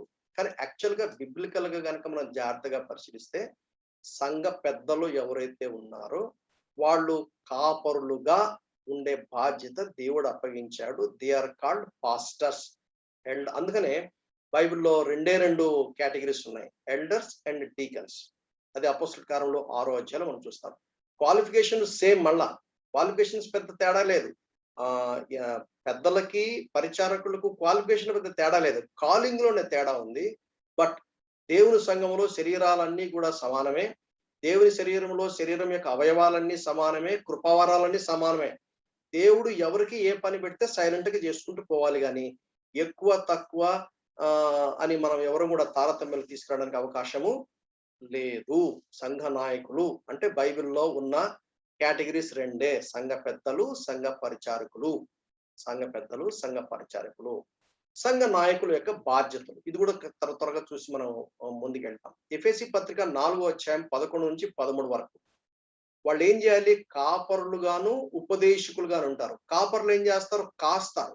కాయటం అంటే అర్థం ఏంటి? తప్పుడు బోధలు, తప్పుడు సిద్ధాంతాలు నుంచి కాపాడతారు. కాయుట అంటే క్రూర మృగాల నుంచి కాపాడతారు కాపరులు. అలాగే మనకు క్రూర మృగాలు ఎవరు? తప్పుడు బోధలు, తప్పుడు సిద్ధాంతాలు, అపవాది సాతాను ఈ రాంగ్ డాక్టరీన్స్ ద్వారా సంఘాన్ని పొల్యూట్ చేసి సంఘాన్ని నాశనం చేయడానికి ప్రయత్నం చేస్తారు. సంఘ కాపరుల బాధ్యత అంటే ముందు కాస్తారు. రెండవది ఉపదేశకులు, ఉపదేశాన్ని పోషిస్తారు. ఇటు కాస్తారు, ఇటు పోషిస్తారు. అది వాళ్ళ మెయిన్ బాధ్యత. దాన్ని ఫీడ్ ద ఫ్లాక్ అంటారు. టీచింగ్ అనేది ఫీడింగ్. సంఘములో ఆరోగ్యకరమైన బోధ పుష్కలంగా ఉండాలి. ఏ సంఘములో ఆరోగ్యకరమైన బోధ పుష్కలంగా ఉంటుందో వాళ్ళు స్ట్రాంగ్ గా ఉంటారు. ఏ సంఘములో వాక్యము అందినట్టుగా ఉంటారో వాళ్ళు బలహీనంగా ఉంటారు. అందుకనే సంఘంలో ఏం చేయాలంటే వాక్యం చేత పోషించాలి. వాక్యము చెప్పగలిగిన కృపావరం గల వారిని మాటికి పిలిపించి 66 పుస్తకాల గురించినటువంటి దేవుని యొక్క వాక్యాన్ని పుష్కలంగా వాళ్ళు పోషించాలి, కాయాలి, ఉపదేశించాలి. నంబర్ 1. నంబర్ 2, అపోస్తల కార్యంలో 6 మొదటి 4 వచనాలు చూసినట్లయితే వాళ్ళు ఏమన్నారంటే, మేము ప్రార్థన యందును వాక్య పరిచర్య యందును ఎడతెగకయుందుము. అంటే ప్రార్థన, వాక్యం ఇవి 2 చాలా ప్రాముఖ్యమైనవి. ప్రార్థన, వాక్యం ఇవి 2 they go together, they go side by side. ప్రార్థన లేకుండా వాక్యం లేదు, వాక్యం లేకుండా ప్రార్థన లేదు. పెద్దల బాధ్యత ఏంటంటే రెండవది ప్రార్థన, వాక్యం ఏందో ఎడతెగక ఉండాలి, అప్పుడప్పుడు కాదు. అంటే they should be always with the same spirit అని అర్థం అనమాట. మూడోది దేవుడు తన స్వరక్తం ఇచ్చి సంపాదించిన తన సంఘమును కాయుటకు పరిశుద్ధాత్మ మిమ్మల్ని దేనియందు అధ్యక్షులుగా ఉంచెను. ఆ యావత్ మందను గూర్చి మీ మట్టుకు మిమ్మల్ని గూర్చి జాగ్రత్తగా ఉండుడి. అధ్యక్షులుగా అధ్యక్షులుగా ఉండడం అంటే అర్థం అంటే వాళ్ళు ముందు ఉంటారు, నడిపిస్తారు. అధ్యక్షులు అంటే ముందుండేవాళ్ళు. అంటే they are like chairpersons. ముందుంటారు, ముందుండి వాళ్ళు నడిపిస్తారు. కాపరి ముందుంటాడు కదా! గొర్రెలు కాపరిని వెంబడిస్తాయి. అంటే వాళ్ళు క్రమశిక్షణ పాటిస్తారు. ఒక పద్ధతిలో వాళ్ళు జీవిస్తారు. నాలుగోది మొదటి తిమోతి 5:17 బాగుగా పాలన చేయు పెద్దలు. పెద్దలు ఏం చేస్తారంటే పాలన చేస్తారు. పాలన చేయడం అంటే రూలింగ్ అన్నమాట. పాలన చేయటము. అంటే యాక్చువల్‌గా when God made man in his image, God is the ruler. ఆ రూలింగ్ అనేది ఆయన ఇమేజ్‌లోనే పెట్టాడు. పాపం బట్టి పోయింది. మళ్ళీ అప్పుడు వచ్చింది ఇప్పుడు. అది పెద్దలకు స్పెసిఫిక్‌గా దేవుడు ఇస్తాడు. స్పెసిఫిక్ ఇస్తాడు. దానిలో గనక చూస్తే పాయిస్టమే అని మీనింగ్ వస్తుంది. దాని మీనింగ్ ఏందంటే ప్రిసైడ్ గాడ్ అని అర్థం వస్తుందన్నమాట. అంటే ఎలా పాలించాలి? ఒక తండ్రిలా పాలించాలి, ఒక తల్లిలా పాలించాలి. అంతేగాని కరపెత్తనం చేయటం కాదు. అన్యులు చేసినట్టుగా పెత్తనం చేయటం, అధికారం చేయటం కాదు. సర్వెంట్ లీడర్‌షిప్ అన్నమాట. Servant leadership. అది ఎట్లా సాధ్యమవుతుందంటే, కాడి మోసుకున్నప్పుడు క్యారెక్టర్ డెవలప్ అవుతుంది. అప్పుడు మాత్రమే సాధ్యమవుతుంది. ఏ నాయకత్వం బాగా వర్ధిల్లుతుంది? ఏ సంఘం బాగా అభివృద్ధిలోకి వస్తుంది అంటే, కాపరులు తండ్రి లాంటి వ్యక్తులుగా, కాపరులు తల్లి లాంటి వ్యక్తులుగా, అటువంటి పేరెంటల్ మైండ్ సెట్ కలిగిన వాళ్ళుగా ఉండాలి. క్రీస్తు యేసు కలిగిన మైండ్ అదే. అది ఏంటిదంటే హంబుల్‌గా అంటే దీనులుగా, సాత్వికులుగా ఉంటారు. ఎందుకంటే కాడి మోస్తారు కాబట్టి. They are servant leaders. వాళ్ళు పాదములు కడుగుతారు వాళ్ళు. వాళ్ళు పాదములు కడుగుతారు. పాలన చేస్తారు. పాలన అంటే ఇటువంటి పాలన అని దాని మీనింగ్. ఐదవది యాకోబు పత్రిక 5వ అధ్యాయము 3-15 దాకా చదివితే మనకేం అర్థమవుతుందంటే, మీలో ఎవనికైనను శ్రమ సంభవించనా అతడు ప్రార్థన చేయాలి. ఎవరికైనను సంతోషం కలిగిన కీర్తనలు పాడాలి. మీలో ఎవడైనను రోగి అయినా అతడు సంఘ పెద్దలను పిలిపించవలను. వారు ప్రభువు నామమున అతనికి నూనె రాచి అతని కొరకు ప్రార్థన చేయవలను. అంటే గృహాలు దర్శించాలి. House visiting is very important. గృహాలు దర్శించడం అంటే వాళ్ళు పెడితే తినేసి గాడ్ బ్లెస్ యూ అని చెప్పి రావటం కాదు. ఏం చేయాలా? నూనె రాచి ప్రార్థన చేయాలి. ఆ తర్వాత కాంటెక్స్ట్ కనుక చూస్తే మనకేమర్థమవుతుందంటే, వాళ్ళు గనక పాపము చేస్తే పాపములు క్షమించబడతాయి అనే సందర్భం కూడా చూస్తాను. నేను చదువుతాను చూడండి ఆ మాట. 14 వచనం తర్వాత నేను చదువుతాను. 15 వచనం. విశ్వాస సహితమైన ప్రార్థన ఆ రోగిని స్వస్థపరచును. ప్రభువు అతని లేపును. అతడు పాపములు చేసిన వాడైతే పాప క్షమాపణ పొందును. పాపములు చేసిన వాడైతే పాప క్షమాపణ పొందునంటే అర్థం ఏంటి? నూనె రాసి ప్రార్థన చేయకునుకు దేవుని వాక్యంలోని సత్యములు ఆ వ్యక్తికి హెచ్చరిస్తారు. దేవుని వాక్యంలోని సత్యాలు హెచ్చరించినప్పుడు అప్పుడు ఆ వ్యక్తికి తన పాపములు గుర్తుకొస్తాయి. తన పాపములు ఒప్పుకుంటాడు. పాపం విషయం పశ్చాత్తాపడతాడు. పాపములు క్షమించబడతాయి. అప్పుడు వీళ్ళు నూనె రాసి ప్రార్థన చేస్తారు. అప్పుడు ఆ వ్యక్తికి స్వస్థత కలుగుతుంది. అది మీనింగ్ అక్కడ. అంటే అస్వస్థత రావడానికి కారణం ఏంటి? పాపం, రోగము. అందుకు ముందు వాడు ప్రార్థన చేసుకోవాలి. ఎందుకంటే పైన రాశాడు కదా 13వ వచనం. ఎవరికైనాను శ్రమ సంభవించననా అతడు ప్రార్థన చేయాలి. అంటే వాడి ప్రార్థన జవాబు రావట్లా. అంటే తను రియలైజ్ చేయలేకపోతున్నాడు. తన పాపం తను గ్రహించలేకపోతున్నాడు. కాబట్టి సంఘ పెద్దలను పిలిపించాలి. ముందు తను ప్రార్థన చేసుకోవాలి. ప్రార్థన చేస్తే జవాబు రావట్లేదు. తనకు అర్థం కావట్లేదు. వెంటనే he has to depend upon the leadership. సంఘ పెద్దలకి ఇన్ఫార్మ్ చేయాలి. సంఘ పెద్దలకు తెలుసుకోవాలి. వాళ్ళకి చెప్పేదేంది అని అనకూడదు. We have an accountability. అది సంఘం అంటే. అది. అప్పుడు వాళ్ళు ఏం చేస్తారంటే కౌన్సిల్ చేస్తారు, మెంటర్‌షిప్ చేస్తారు, దేవుని వాక్యాన్ని ఎక్స్‌పోజ్ చేస్తారు. ఎందుకంటే వీళ్ళు లెక్క చెప్పాలి. హెబ్రీ 13:17లో రాయబడింది. సంఘ పెద్దలు లెక్క చెప్పాలి. They are accountable. ఆ సంఘానికి ఎవరైతే సభ్యులుగా ఉంటారో వారి విషయమైన బాధ్యత సంఘ నాయకులకు ఉంటుంది కాబట్టి, సంఘ నాయకులు తమ బాధ్యతను వారు సరిగా గ్రహించాలి. అపోస్తల కార్యములు 15వ అధ్యాయం మొదటి 2 వచనాలు. పౌలునకును బర్నబాకును వారిలో విశేష వాదమును తర్కమును కలిగినప్పుడు ఈ అంశం విషయమే పౌలును బర్నబాయు తమలో మరికొందరు యెరూషలేమునకు అపోస్తలుల యుద్ధకును పెద్దల యుద్ధకును వెళ్ళవలని సహోదరులు నిర్ణయించిరి. అంటే తగాదాలు వచ్చినప్పుడు డాక్ట్రైనల్ ఇష్యూ అక్కడ ఏం జరిగిందంటే సున్నతి పొందిన వాళ్ళు, సున్నతి పొందిన వాళ్ళు ఎవరైనా అన్యులు గనక యేసు ప్రభునందు విశ్వాసం నుంచి రక్షణ పొందాలంటే ముందు వాళ్ళు జుడాయిజం లోనికి ఎంటర్ అవ్వాలి. ముందు వాళ్ళు సున్నతి చేసుకోవాలి. ముందు వాళ్ళు మోషే నియమించిన ఆచారాలు పాటించిన తర్వాత మీరు యేసు ప్రభువును అంగీకరించొచ్చు అని ఒక సిస్టమ్ తయారైంది. దాన్ని పౌలు, బర్నబా వాళ్ళు ఎదుర్కొన్నారు. వాళ్ళేమన్నాడు కుదరదండి మనం పెద్దల దగ్గరికి వెళ్దాము. అక్కడ వెళ్ళి సార్ట్ ఔట్ చేసుకుందాం పదండి అన్నప్పుడు 15th చాప్టర్‌లో there was a great council happened. దాంట్లో మంచి నిర్ణయాలు తీసుకున్నారు. ఆ నిర్ణయాలను బట్టి సంఘాలన్నిటి కూడా నెమ్మది కలిగింది. సంఘాలన్నీ కూడా ఒక సిస్టమ్ డెవలప్ అయింది. తద్వారా దేవుని వాక్యాన్ని ఉన్నట్టుగా బోధించారు, లేక ఉన్నట్టుగా అనుసరించారు. సో తగాదాలు పరిష్కరించే పని కూడా సంఘ పెద్దలకు ఉంటుంది. ముఖ్యంగా డాక్ట్రినల్ ఇష్యూస్ ని హ్యాండిల్ చేయాలి. కుటుంబ వ్యవహారాలు ఉంటాయి, వాటి గురించి కూడా హ్యాండిల్ చేస్తుంది. సిద్ధాంతపరమైనవి కూడా హ్యాండిల్ చేయాల్సి వస్తుంది. ఒకసారి లెటస్ రీక్యాప్. ఏంటి సంఘ పెద్దల బాధ్యతలు? కాయాలి, ఉపదేశించాలి, ప్రార్థన వాక్య పరిచర్య ఎడతెగకుండా ఉండాలి, ముందుండాలి, క్రమశిక్షణ ఉండాలి, పాలన చేయాలి, రూలింగ్ ఉండాలి, గృహాలు దర్శించాలి, తగాదాలు డాక్టరల్ ఇష్యూస్ హ్యాండిల్ చేయాలి. తీసుకోవాల్సిన జాగ్రత్తలు 1 పేతురు 5:1-2 మనం చూస్తాం. తోటి పెద్దను, క్రీస్తు శ్రమలను గూర్చిన సాక్షిని, బయలుపరచబోవు మహిమలో పాలివాసన నేను మీలోని పెద్దలను హెచ్చరించుచున్నాను. బలిమి చేత కాక దేవుని చిత్త ప్రకారము ఇష్టపూర్వకంగాను, దుర్లాభాపేక్షంతో కాక సిద్ధ మనసుతోనూ మీ మధ్యనున్న దేవుని మందను పై విచారణ చేస్తూ దాన్ని కాయుడి. బలవంతం చేయొద్దు. ఎట్టి పరిస్థితుల్లో బలం చేత కాక దేవుని చిత్త ప్రకారం చెయ్యాలి, ఇష్టపూర్వకంగా చెయ్యాలి. దుర్లాభాపేక్ష ఉండకూడదు. ఇది చేస్తే నాకు ఎంత వస్తాయి డబ్బులు అని అనుకోకూడదు, ఇది చేస్తే నాకేం లాభం వస్తుంది అనుకోకూడదు. సిద్ధ మనసుతో చేయాలి. విల్లింగ్ హార్ట్ మనకు ఉండాలి. 1 పేతురు 5:3 మీకు అప్పగింపబడిన వారిపైన ప్రభువు అయినట్టుండక మందకు మాదిరిగా ఉండాలి. అంటే ప్రభువులైనట్టుగా ఉండొద్దు, కర్రపెత్తనం చేయొద్దు, మాదిరిగా ఉండాలి. 7 సూచనలు ఉన్నాయి. సంఘ పెద్దలు తీసుకోవాల్సిన జాగ్రత్తలు 7. తర్వాత మీ పైన నాయకులు లెక్క చెప్పవలసిన వారిని కాబట్టి లెక్క చెప్పే అకౌంటబిలిటీ ఉండాలి. నేను ఎవరికి అకౌంట్ చెప్పను, నేను దేవునికి చెప్తాను, నన్ను ఎవరు అడగొద్దండి అని కొంతమంది చెప్తున్నారు. That is unbiblical. వీళ్ళు అకౌంటబిలిటీ ఉండాలి. అంటే ఎవరైనా ఒక సీనియర్ లీడర్ తో అకౌంటబిలిటీ ఉండాలి. అంటే చెక్ చేసుకోవాలి, అది దాని అర్థం అన్నమాట. ఏంటి? బలవంతం చేయొద్దు, not by compulsion, do according to God's will, do willingly, not for dishonest gain, eagerly, readiness of mind ఉండాలి, no lordship, be a role model and be accountable. ఇంకా సంఘ సభ్య బాధ్యతలు ఇంకా చాలా ఉన్నాయి. I think will stop here. లేకపోతే ఈ గొడవ చెప్పుకుంటూ పెట్టకపోతే బెటర్ కదా. మీకు ఒక పని చేస్తాను, మీకు తర్వాత మీరు ఇంటికి వెనక చూసుకోండి, టైం అవుతుంది.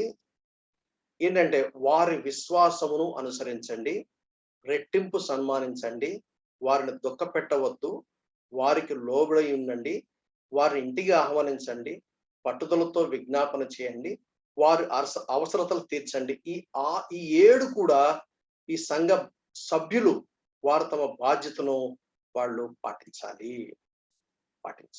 సో దాంతో సంఘానికి సంబంధించినటువంటి వివరాలు ఇంకా చాలా ఉన్నాయి, కానీ నేను ఇక్కడ స్టాప్ చేస్తాను. ఎందుకంటే టైము బాగా ఇప్పటికే 15 నిమిషాలు దాటిపోయింది.